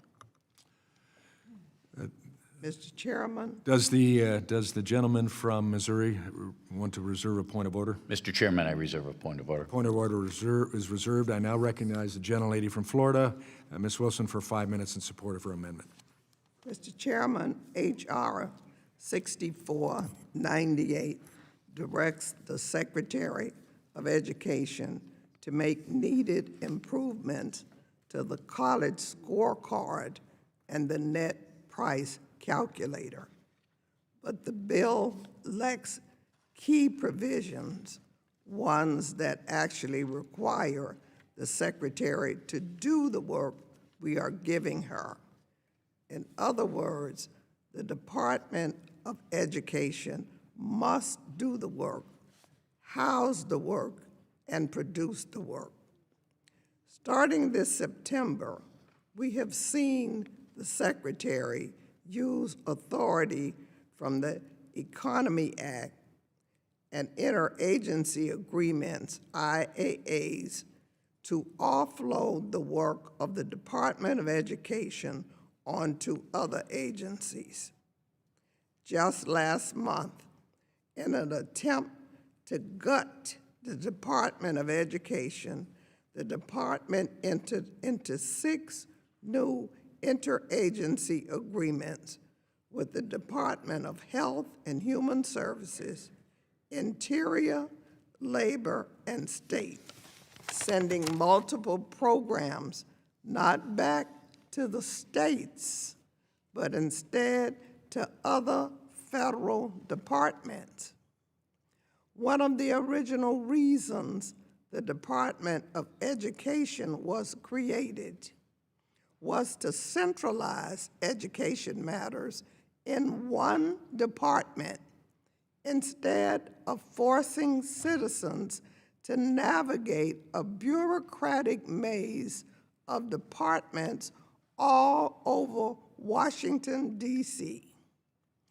In order to make sure that the Secretary follows the clear text of this bill, my amendment would prohibit the Secretary from trying to outsource the needed improvements to the college scorecard and the net price calculator through new or current interagency agreements. Further, my amendment prohibits the Secretary from using authority from the Economy Act to place orders with other departments to complete the work of H.R. 6948.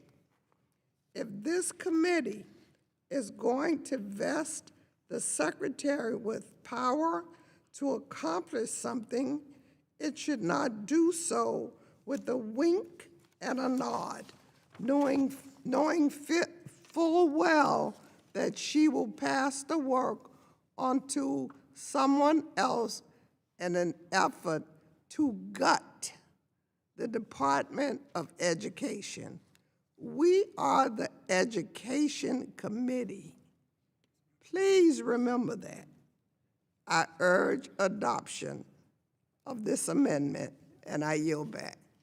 I thank the gentlelady. Does the gentleman from Oregon insist on the point of order? I withdraw my point of order.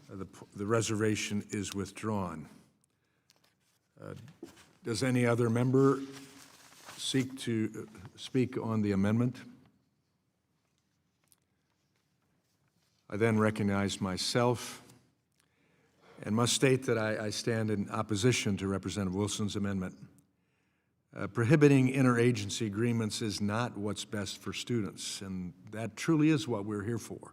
As, yes, the Education and Workforce Committee, we're policymakers, and the American public needs to know that we're working for the best solutions, and sometimes those come without doing the same old thing that hasn't really worked thus far. Interagency agreements foster collaboration between agencies and many administrations. Republican and Democrat have made use of them to improve implementation of federal law, handcuffing the Department of Education from making use of this authority in implementing this bill just to make a political point, I believe is not common sense and is misguided. I must respectfully oppose this amendment. Is there further debate on the amendment? If not, the question is on the amendment by the gentlelady from Florida, Ms. Wilson. All in favor say aye. Aye. All opposed, no. No. In the opinion of the chair, the noes have it, and the amendment is not agreed to. A roll call vote is requested. The roll call vote is ordered. Pursuant to the chair's previous announcement, this vote will be postponed. Are there any further amendments to the amendment in the nature of a substitute, H.R. 6498? For what purpose does the representative from Virginia, the ranking member, Mr. Scott, seek to be recognized? I have an amendment at the desk, 6498 AMD, effective date. The clerk will report the amendment. Amendment to the amendment in the nature of a substitute to H.R. 6498, offered by Mr. Scott of Virginia, identifier 6498_AMD_ effective date. Mr. Onder, do you wish to reserve a point of order? Yes, Mr. Chairman, I reserve a point of order. A point of order is reserved. I now recognize the gentleman from Virginia, the ranking member, Mr. Scott, for 5 minutes in support of his amendment. Thank you, Mr. Chairman. Mr. Chairman, H.R. 6498 would require the Department of Education to implement all of these changes to the college school board. As my colleagues and I have already expressed, I do not have confidence that this administration will faithfully implement this bill. The Institute of Education Sciences has next to no staff left right now, and the Secretary McMahon has signaled more dismantling of the department still to come. My amendment would provide funding to the department to implement the sweeping reforms of H.R. 6498. Without dedicated funding and staffing, these changes cannot be implemented. It would also require the department to report to Congress explicitly how the agency plans to utilize the funds. This is critical to hold the administration accountable for following the directives of Congress. To ensure that the provisions of the bill can actually be implemented, I urge my colleagues to support the amendment. Yield back. I thank the gentleman. Does the gentleman from Oregon insist on the point of order? I withdraw my point of order. Reservation is withdrawn. Are there any others who wish to be recognized on this amendment?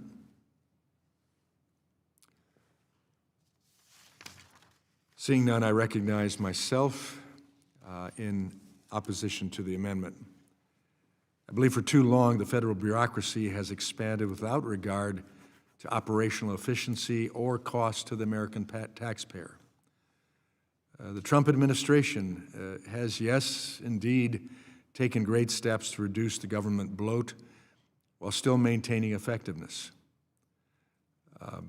This bill does not create new programs or new bureaucracy. Instead, it uses data to answer questions students have about cost, debt, and their earnings. This aligns with the goals of the administration and I would say myself as well. We have seen some evidences of success, significant success, that were not seen in the last administration, specifically with FAFSA. I certainly reserve my opinions on whether success would come with other efforts, but thus far we have seen a willingness to not simply try things, but plan beforehand and also align Department of Education employees with other agencies as well. I believe truly, again, this does align with the goals of the administration. Just this week, the administration announced a needed improvement on the FAFSA form that I mentioned to provide more information about the typical earnings of a college graduate. There is no need, I believe, to increase government bureaucracy and funding just for funding's sake. And so with that, I will oppose the amendment. Thank you. I yield back. Is there further debate on the amendment? If not, the question is on the amendment by the gentleman from Virginia, the ranking member, Mr. Scott. All in favor say aye. Aye. All opposed, no? No. In the opinion of the chair, the noes have it and the amendment is not agreed to. A roll call vote is ordered. Pursuant to the chair's previous announcement, this vote will be postponed. Are there any further amendments to the amendment in the nature of a substitute to H.R. 6498? For what purpose does the gentleman from Virginia seek to be recognized? Mr. Chairman, I have an amendment of the desk, DEM, AMD, NPC. The clerk will report the amendment. Amendment to the amendment in the nature of a substitute to H.R. 6498, offered by Mr. Scott of Virginia, identifier DEM_AMD_NPC. Does the gentleman from Missouri seek to reserve a point of order? Mr. Chairman, I reserve a point of order. A point of order is reserved. I now recognize the gentleman for Virginia, the ranking member, Mr. Scott, for 5 minutes in support of his amendment. Thank you, Mr. Chairman. Mr. Chairman, as we talk about the cost of education, we'd like to point out that congressional Republicans passed their big ugly law that transferred $300 billion from federal student aid to billionaires' tax cuts. My amendment would add just one important additional piece of information to the Universal Net Price Calculator, and that would show students how much federal aid they would have received had it not been for the cuts in the big ugly bill to Pell Grants and student loans. Since my colleagues are so confident that the big ugly bill will improve college affordability, I urge my colleagues to support the amendment so that students can see the alleged improvement. I yield back. I thank the gentleman.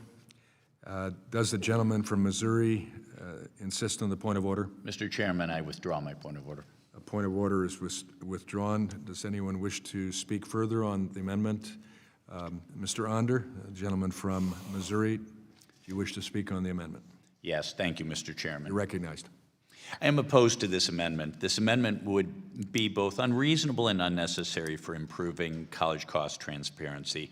It would weaken the net price calculator's usefulness by adding a needless and distracting policy comparison that would only serve to make the tool more confusing for students and families. Thank you, and I yield back.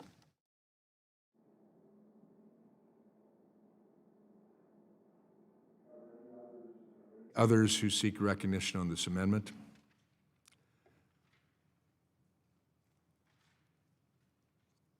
Seeing none, if the question now comes on the amendment by the gentleman for Virginia, Mr. Scott. All in favor say aye. Aye. All opposed, no. No. In the opinion of the chair, the noes have it, and the amendment is not agreed to. Roll call. Are there any further amendments to the amendment in the nature of a substitute?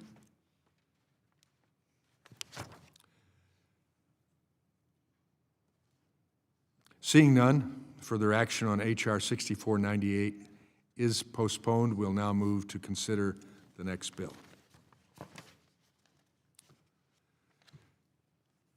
The committee will now proceed to consideration of the bill H.R. 6502 for amendment. The bill was circulated in advance and printed copies are available.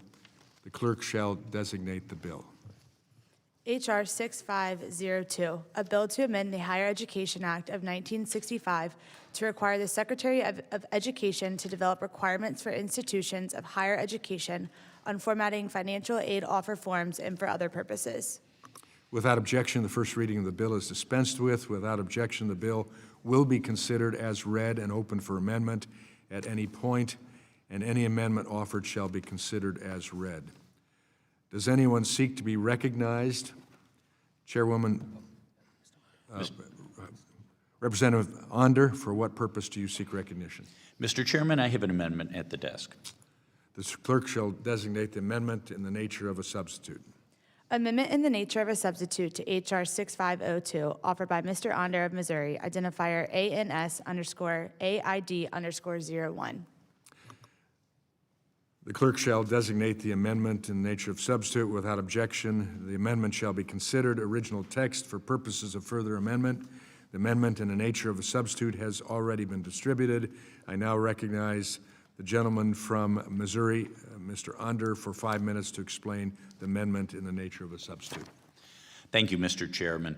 H.R. 6502 is the College Financial Aid Clarity Act. Will put honest, clear, and comparable information into the hands of students and families so that they can make sound decisions about post-secondary education and finances. Post-secondary education is a competitive market. Students and families are deciding whether to exchange time and money for a credential. That competitive market functions best when buyers and sellers have the same facts. Today, too many institutions provide aid offers that confuse rather than inform, presenting loans as aid, hiding required costs, and using inconsistent formats that make apples-to-apples comparisons nearly impossible. A 2022 GAO report found that 91% of colleges failed to follow best pricing practices in financial aid offers. Unsurprisingly, trust in higher education pricing has eroded. Only 1 in 4 Americans now thinks college is, quote, worth the money. And 8 in 10 say colleges are doing a fair or poor job of keeping tuition affordable. H.R. 6502 fixes these problems by requiring the Department of Education to develop a standardized consumer-tested format for financial aid offers and requires institutions that receive federal funds to adopt that format. Under the bill, the department will conduct extensive consumer testing with students, families, counselors, colleges, lenders, and states, and publish final formatting requirements by July 1st, 2028.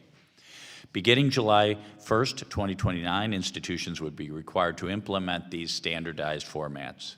It is past time to restore trust in higher education, reduce predatory and misleading aid practices, and help families make more informed, comparable decisions about college. My amendment removes redundant language, makes technical improvements, and strengthens enforcement by having a random sample of aid offers periodically reviewed for compliance. I urge my colleagues to support my amendment and to support the College Financial Aid Clarity Act. With that, I yield back.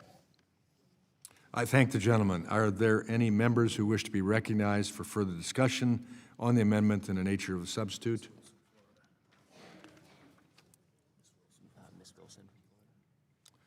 The gentlelady from Florida, Ms. Wilson, do you wish to be recognized?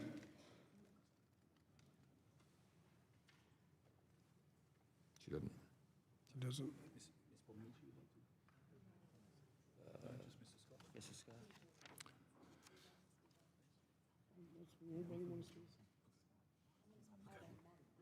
Let's just go to Mr. Scott.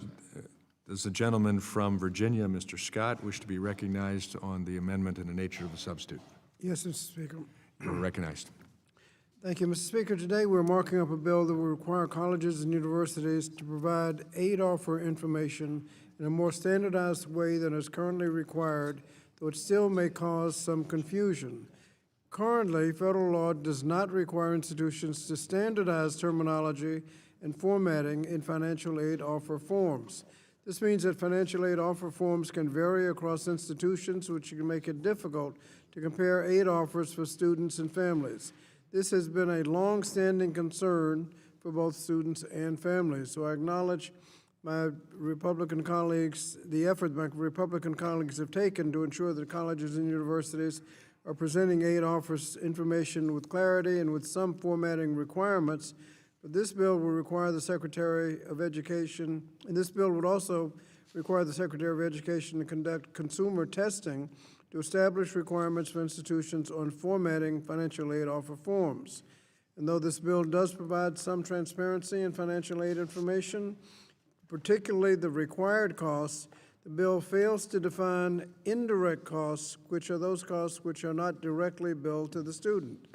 Omitting what these indirect costs are that students must pay, like housing that's not billed to the student by the institution, run counter to the goal of providing transparency in financial aid offer forms. Additionally, while the bill includes language on the student's net price, which is the cost of attendance after grants and scholarships are applied, this bill will require institutions to provide program-level metrics which include annual net price of attendance and the annual net price of completion in the financial aid offer forms.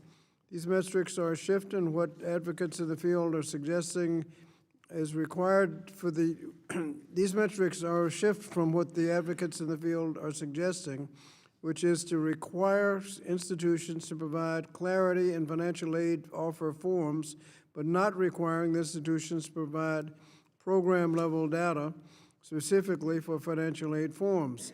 This bill also includes additional metrics which focus on the average net price of attendance and the average net price required for completion, which would mean that institutions would be required to provide data on the averages of students attending the institution and completing their degree of study. And to be clear, program-level data is important, but at the same time, including this information in financial aid offer forms can present an overload of information that could be confusing for students and families as they try to compare aid offers under these new metrics. Bottom line is that I acknowledge this may be a step in the right direction. However, there may be elements in this bill that appear to be overly complicated in what needs to be presented in terms of cost information on financial aid offer forms in clear and transparent manner. In any event, it's important to note that explaining the cost better does not offset the increase in costs to students inflicted by the big, ugly bill. Mr. Chairman, I yield back. I thank the gentleman. Are there any other members who wish to be recognized for further discussion on the amendment and the nature of the substitute? I move to strike the last word. I recognize the gentlelady from Florida, Ms. Wilson. Do you wish to speak on the amendment and the nature of the substitute? This bill gets something right. You're recognized. This bill gets something right. Students deserve financial aid offers that are straightforward, comparable, and honest. Standard terminology, clear explanations of what is a grant and what is a loan. Disclosures about renewability and outside scholarships. Those are basic protections. For first-generation and low-income students, a transparent aid letter can be the difference between a smart investment and a financial disaster. But it is hard to take Republicans' sudden passion for clarity seriously while they are dismantling the Department of Education in broad daylight. You cannot say you want students to understand their aid and then scatter core education functions across the federal bureaucracy, dumping them into the Departments of Labor, Interior, State, and Health and Human Services, as if students' protections were just another line item in a workforce spreadsheet. You cannot claim to care about clean, accurate financial aid offers while you are cutting the very staff who build the tools, safeguard the data, and enforce the rules. And let's be clear, the cuts and structural changes wrapped into the one big ugly law have hollowed out the federal capacity needed to make any of this work. Now, there are fewer people to monitor compliance, fewer people to respond when colleges mislead students, fewer people to keep the technology running and guard student privacy rights. Yet, somehow, we're told that a new set of formatting rules will fix everything. If we truly want financial aid clarity, it takes more than a nicely designed letterhead. It takes a strong, fully funded Department of Education with the resources and workforce to back up the fine print with real accountability. Anything less is just rebranding, posing as reform. Mr. Chair, we are the Education Committee, and we should be supporting the Department of Education. And I yield back. I thank the gentlelady. Are there any other members who wish to be recognized for further discussion on the amendment in the nature of a substitute? There being no further discussion on the amendment and nature of the substitute, the committee will move on to consideration of amendments. Are there any members who would like to offer amendments? I recognize the gentlelady from North Carolina, Ms. Adams. If you wish to be recognized for an amendment. Thank you, Mr. Chairman. I have an amendment at the desk, DEM_AMD_TRUST_COST. The clerk will designate. Amendment to the amendment in the nature of a substitute to H.R. 6502, offered by Ms. Adams of North Carolina, identifier DEM_AMD_true cost. Does the gentleman from Missouri wish to be recognized? Mr. Chairman, I reserve a point of order. A point of order is reserved. I now recognize the gentlelady from North Carolina, Ms. Adams, for discussion on her amendment. Thank you, Mr. Chairman. This bill, as mentioned earlier, is a step in the right direction for helping students and families compare cost information in financial aid offers. However, despite this improvement, there are additional steps and in some ways redirections needed to ensure that students and families will be able to easily compare college costs across institutions where all the required information in the financial aid forms is presented in a clear and consistent manner.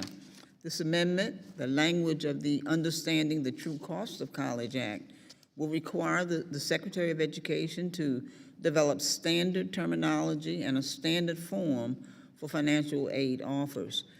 This would mean that colleges and universities will be required to present cost and aid information in a clear and consistent manner.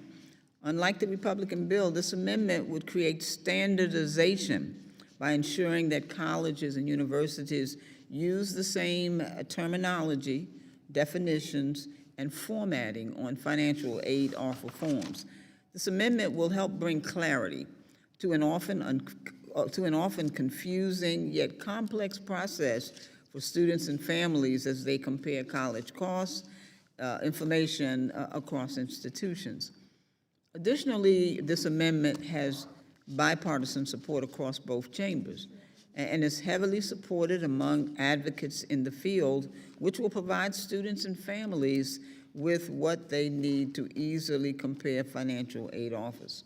I'm a parent, and I have grandchildren right now in college, and we're always looking at that.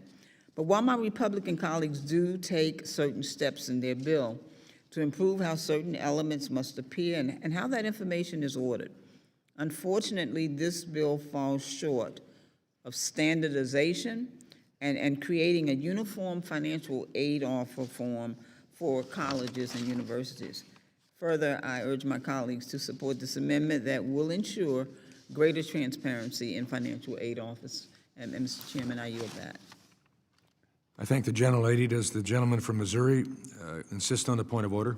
I withdraw my point of order, Mr. Chairman. The reservation is withdrawn. Does anyone else seek recognition on the amendment?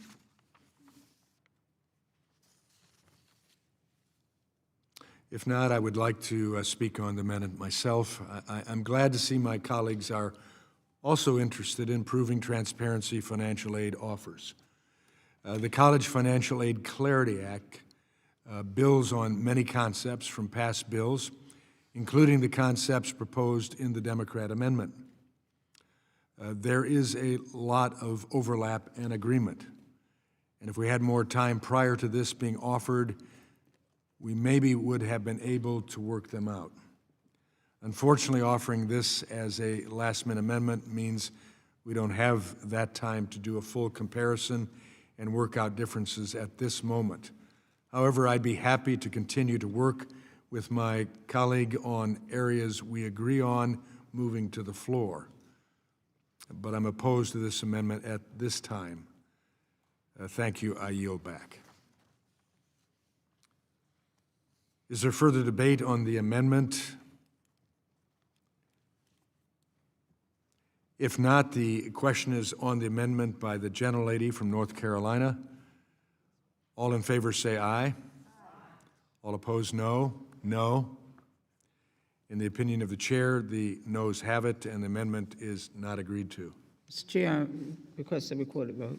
A roll call vote is ordered. Pursuant to the chair's previous announcement, this vote will be postponed. I now recognize the gentlelady from Oregon, Ms. Bonamici, to speak on an amendment. Thank you, Mr. Chairman. I have an amendment at the desk, BONAMI_062. The clerk will designate the amendment. Amendment to the amendment in the nature of a substitute to H.R. 6502, offered by Ms. Bonamici of Oregon, identifier BONAMI_062. Does the member from Missouri reserve a point of order? I reserve a point of order, Mr. Chairman. Point of order is reserved. I now recognize the gentlelady from Oregon, Ms. Bonamici, for 5 minutes in support of her amendment. Thank you, Mr. Chairman. I want to start by saying that we spent time this morning with this bill, H.R. 6502 and H.R. 6498, talking about transparency and how and when and why we're going to tell students and families that college is expensive. But we're not doing anything to make college more affordable, which is what we should be doing. That is the underlying issue, Mr. Chairman, is that we should be making college more affordable. So, Mr. Chairman, with regard to this amendment, this bill directs the Secretary of Education to oversee the standardization of information, included in financial award letters from institutions of higher education. That's a laudable concept, but again, it doesn't do anything to make college more affordable. But one of the sections of this bill is actually titled Secretarial Requirements. Now, based on the track record of the Secretary of Education, it would not surprise me if she's already devising a way to pass these requirements on to someone else or to some other agency. After all, the president asked her to put herself out of a job. We all know that the Secretary is actively decimating the department, and if Congress wants to be taken seriously, it must not avoid this truth, but confront it in every new piece of legislation, entrusting the Secretary with power. And I assure you, Mr. Chairman, this is not a political issue. This is about legislative intent and clarity. We are making legislation here. That's what this committee is doing. And the words of this bill talk about the Secretary's responsibilities. So to guarantee that the Secretary will actually follow the clear intent of Congress in this legislation, my amendment would prohibit the Secretary from delegating the power and functions she is given in this bill to any other federal entity, private or public organization. This is about legislative intent and clarity and having the Secretary of Education, who is given responsibilities in this bill, under this bill, made clear. So if we truly want to get the standardization of award letters correct, which is something students and families need and deserve, we should not avoid the fact that this technical work will need to be done by people with the subject matter expertise to accomplish it at the Department of Education. I urge adoption of the amendment, and I yield back. I thank the gentlelady. Does the gentleman from Missouri insist on the point of order? I withdraw my point of order. The reservation is withdrawn. Does anyone else seek recognition on the amendment? I recognize myself for 5 minutes in opposition to the amendment to limit the Department of Education's ability to transfer functions to other departments. We know, and it's been very clear, this administration, the Secretary of Education, and as mentioned today, the chairman of this committee, would desire to abolish the Department of Education, which has failed its function for, well, really since it was formed. However, we also know that there is law, and Congress will have to abolish it. And so we believe that the administration and the Secretary are sincerely following the law and attempting to do the functions that are required based upon the department still being in place, but to do it better than it's done before. Interagency partnerships are crucial for communication and collaboration on important issues and have been used by multiple administrations, both Republican and Democrat. I'm concerned that this amendment could impede the Department of Education's ability to utilize flexibilities in federal law designed to promote more effective implementation and success in this case for education. Let's refocus our attention on ensuring every student is informed and able to make wise decisions about their post-secondary future. And I yield back. Is there further debate on the amendment? If not, the question is on the amendment by the gentlelady from Oregon, Ms. Bonamici. All in favor say aye. Aye. All opposed, no. No. In the opinion of the chair, the noes have it, and the amendment is not agreed to.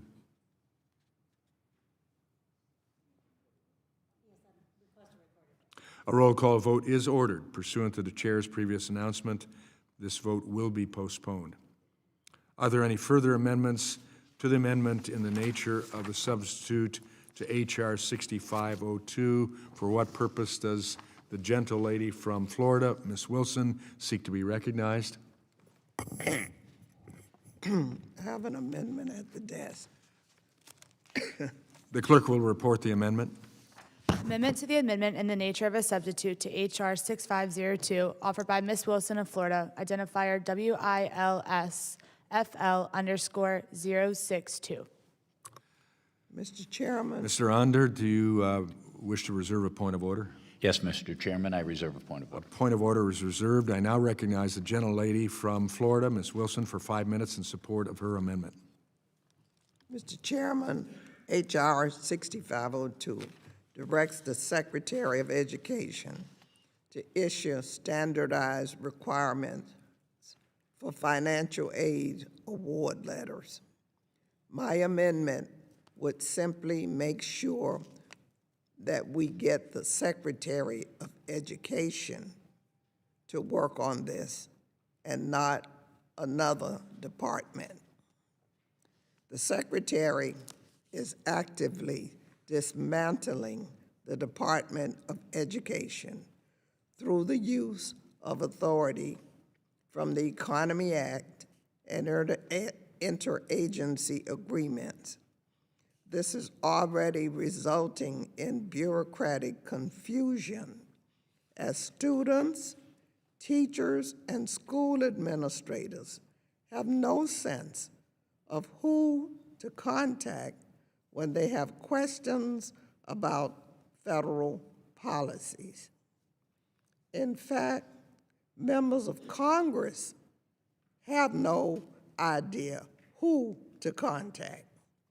Representative Takano and I visited the Secretary, and you can tell that she has no idea who we should contact.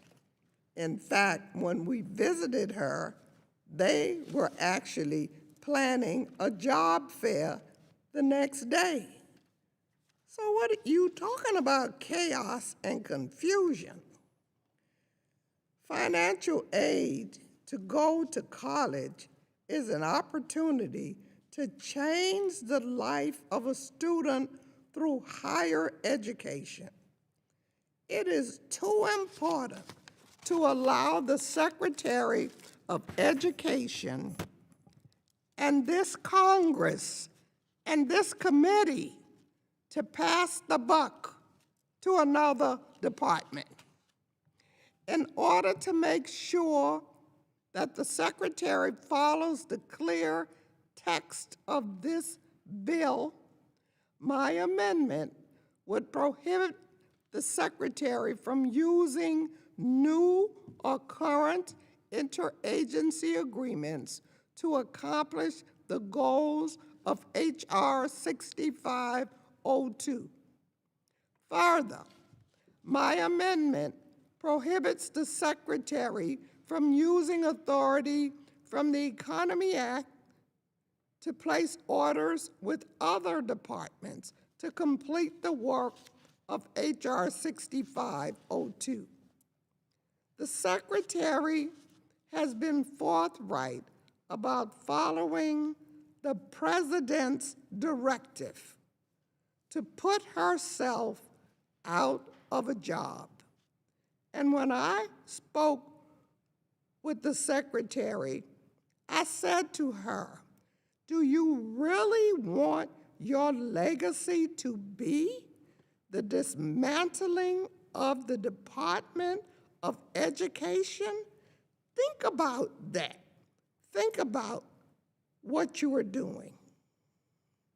We would do well to remember another quote. This one from Maya Angelou. When someone shows you who they are, believe them. This secretary has made it clear she wants to gut the Department of Education and not perform the duties she should be doing as Secretary of Education. So let's take her at her word and adopt this amendment to prevent that. And I yield back.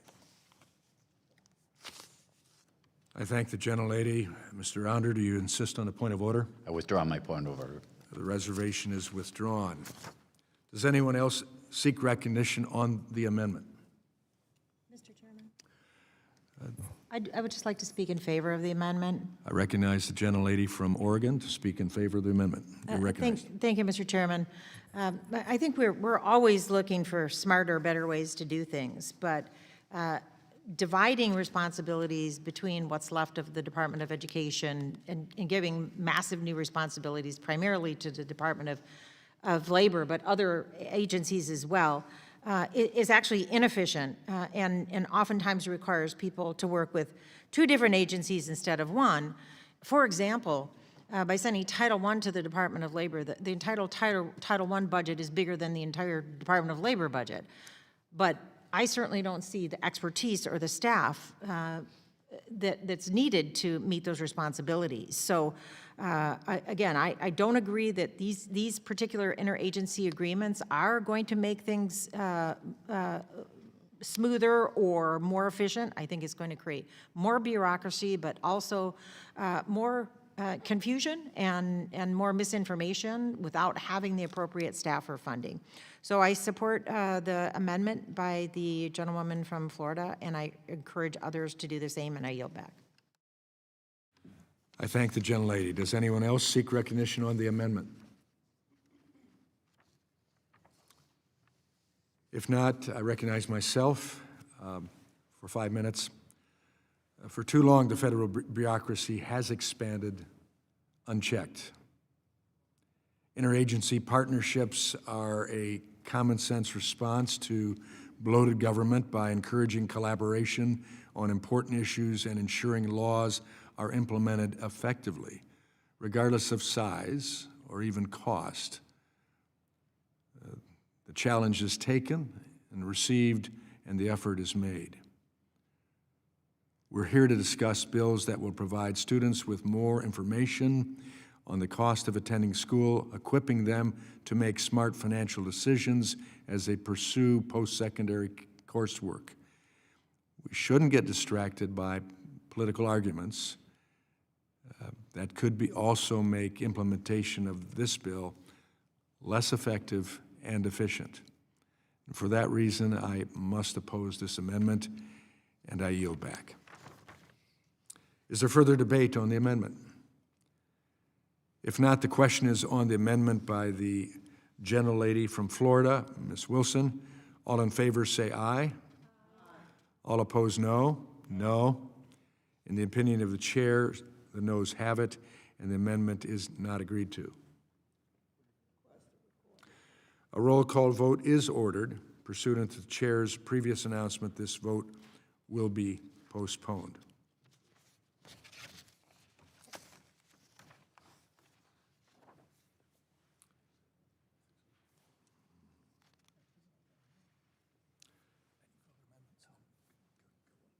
Pardon? Just if you've got no further amendments, then you can start with one. If there were, There are no further amendments being offered. For that reason, further action on H.R. 6502 is being postponed pursuant to the previous order. The chair declares the committee in recess. Subject to the call of the chair, we expect to reconvene promptly at 3 p.m. Thank you. So the committee stands in recess.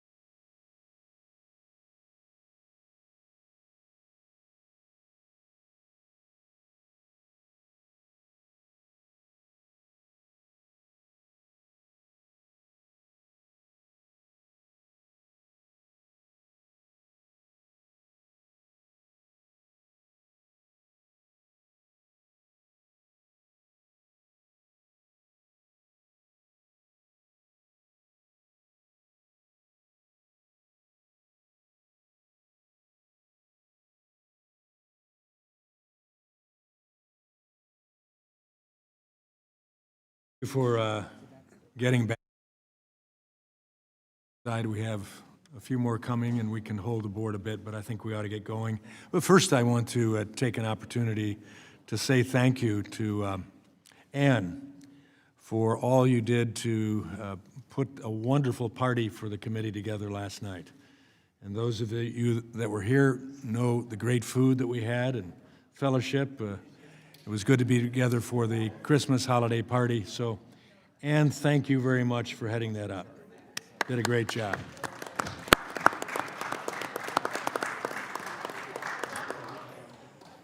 God knows we don't have enough parties going on around this time of year, but nonetheless, this committee had a good one. It was good to see all the staff here and get a chance to talk across the aisle. Y'all were invited.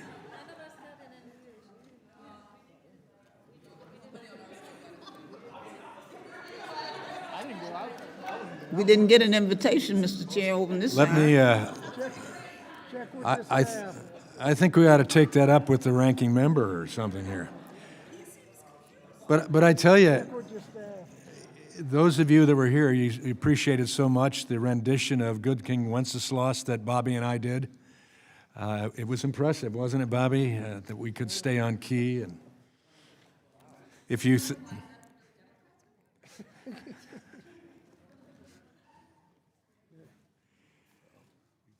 Let's get moving.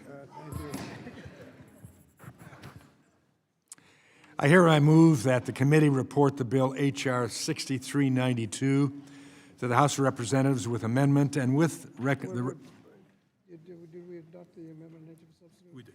We did. With amendment and with the recommendation that the amendment be agreed to and the bill do pass. The question now occurs on the chair's motion. All in favor say aye. Aye. All opposed, no. In the opinion of the chairs, Christmas has arrived, and no, that didn't say that there. The ayes have it, and the motion is agreed. Would you like a recorder vote? A recorder vote has been requested. Members will record their votes using the electronic voting system. The clerk will open the board.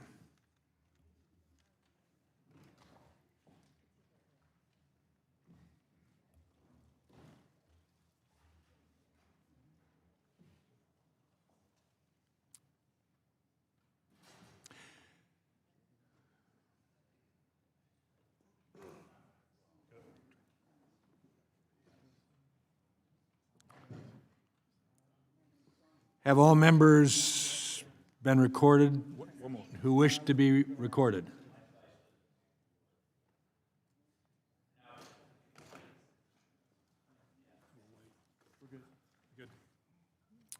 Do any members wish to change their vote?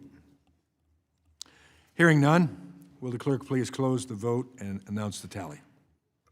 Mr. Chairman, on this vote, there are 33 yeas and 0 nays. The ayes have it, and the motion is agreed to, H.R. 6392 as amended, and the accompanying materials shall be transmitted to the House of Representatives. The chair notes for the record that a quorum is present.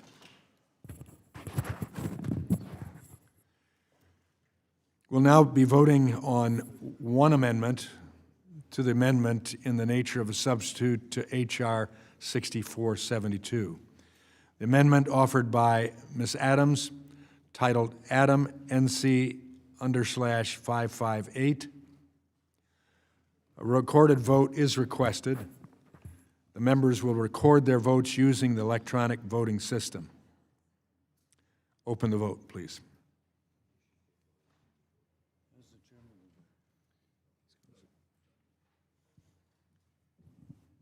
Do you have a description of the measures? Do we have a description? Yes. This amendment by Representative Adams requires the federal government to reimburse each public school for the difference between in-state and out-of-state tuition for students taking advantage of the benefit of this bill. This provision will cost money, and no such provision was included during the other times we have provided this benefit to other populations.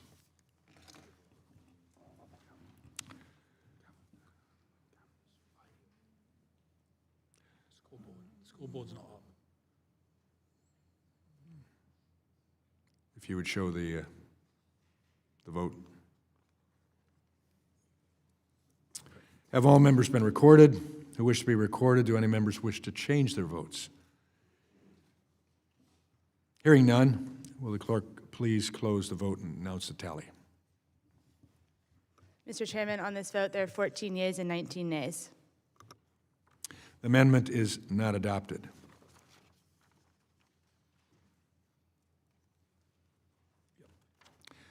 The question now occurs on the amendment in the nature of a substitute as amended to H.R. 6472. It's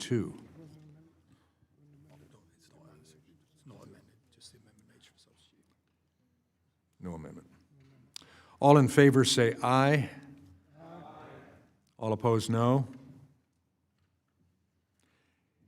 In the opinion of the chair, the ayes have it, and the amendment in the nature of substitute is agreed to.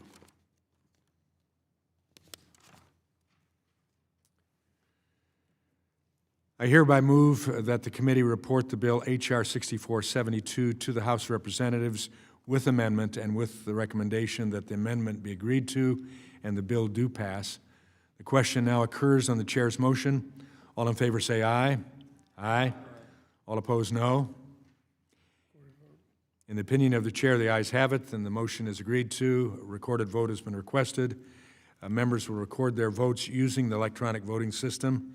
Open the vote, please.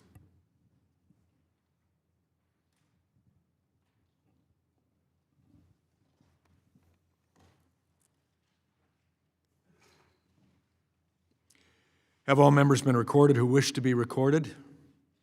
Do any members wish to change their vote? Hearing none, will the clerk please close the vote and announce the tally? Mr. Chairman, on this vote, there are 32 yeas and 1 nay. The ayes have it, and the motion is agreed to. H.R. 6472 as amended, and the accompanying materials shall be transmitted to the House of Representatives. The chair notes for the record that a quorum is present.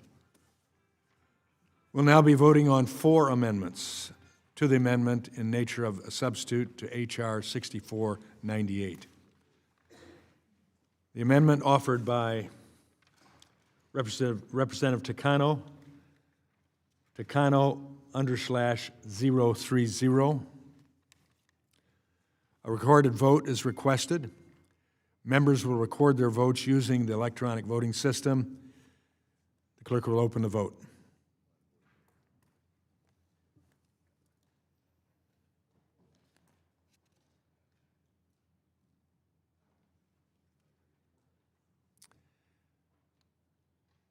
Have all members been recorded who wish to be recorded? Do any members wish to change their vote? Hearing none, will the clerk please close the vote and announce the tally? Mr. Chairman, on this vote, there are 14 yeas and 19 nays. The amendment is not adopted.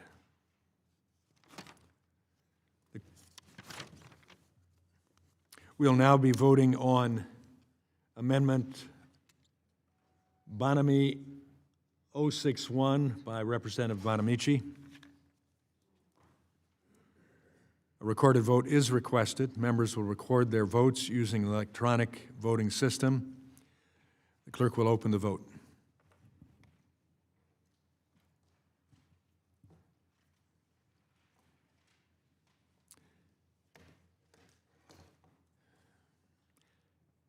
Have all members been recorded who wish to be recorded?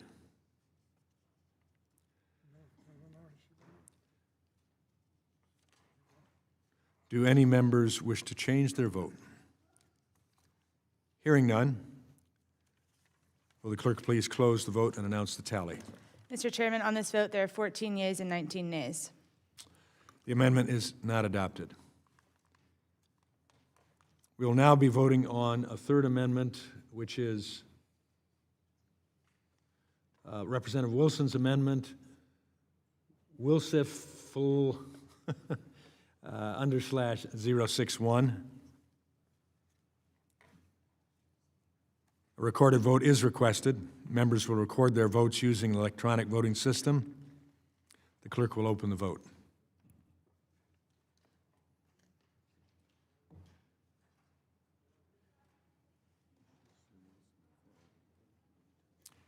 Have all members been recorded who wish to be recorded? Do any members wish to change their vote? Hearing none, will the clerk please close the vote and announce the tally?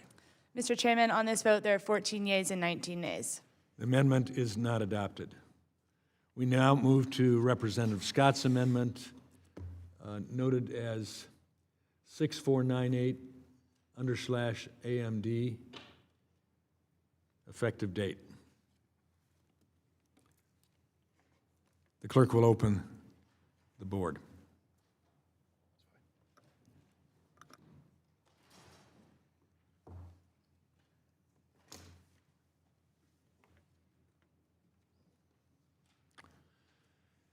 Have all members been recorded who wish to be recorded? Do any members wish to change their vote? Hearing none, will the clerk close the vote and announce the tally? Mr. Chairman, on this vote, there are 14 yeas and 19 nays. The amendment is not adopted. The question now occurs on the amendment in the nature of a substitute as amended to H.R. 6498. All in favor say aye. Aye. All opposed, no. In the opinion of the chair, the ayes have it, and the amendment in the nature of a substitute as amended is agreed to.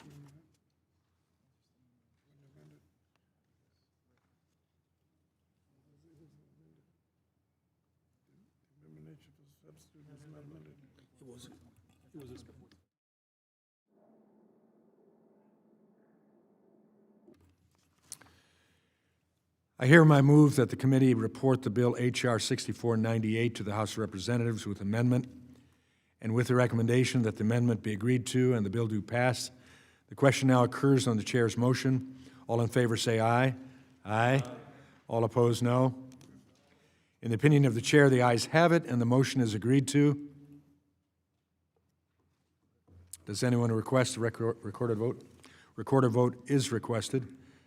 Members will record their votes using the electronic voting system. The clerk will open the vote.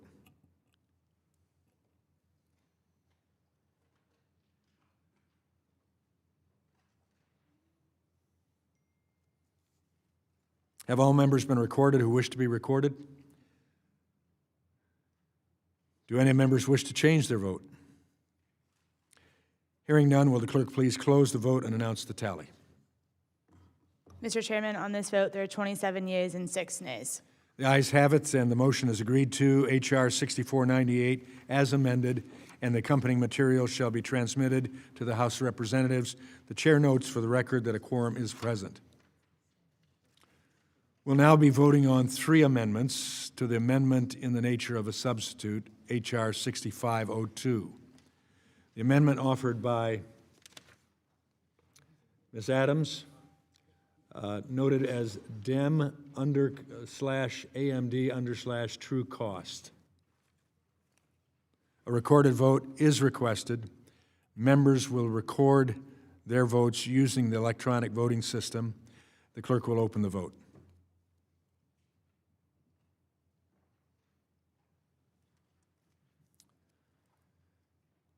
Have all members been recorded who wish to be recorded? Do any members wish to change their vote? Hearing none, will the clerk please close the vote and announce the tally? Mr. Chairman, on this vote, there are 14 yeas and 19 nays. The amendment is not adopted. We'll now be voting on Representative Bonamici's amendment, Bonamy_062. A recorded vote is requested. Members will record their votes using the electronic voting system. The clerk will open the vote.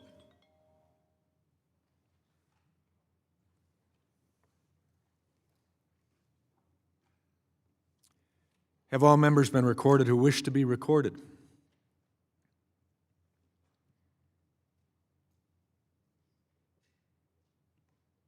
Do any members wish to change their vote? Hearing none, will the clerk please close the vote and announce the tally? Mr. Chairman, on this vote, there are 14 yeas and 19 nays. The amendment is not adopted. We now move to the final amendment. Representative Wilson of Florida, identified as WILSFL_062. A recorded vote has been requested. Members will record their vote using the electronic voting system. The clerk will open the vote.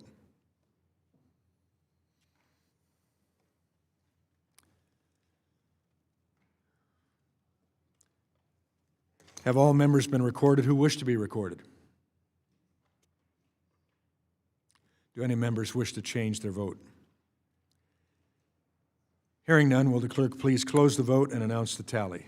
Mr. Chairman, on this vote, there are 14 yeas and 19 nays. The amendment is not adopted.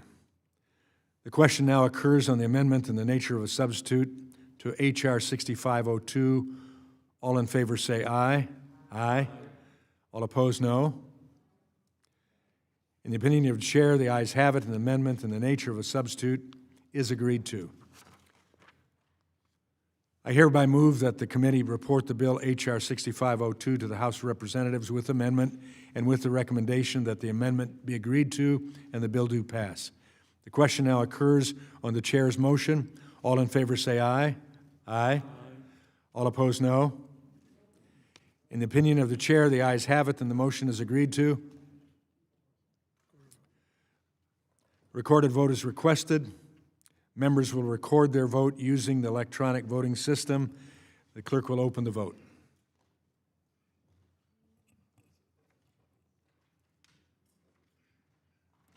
Got to look at my fingers.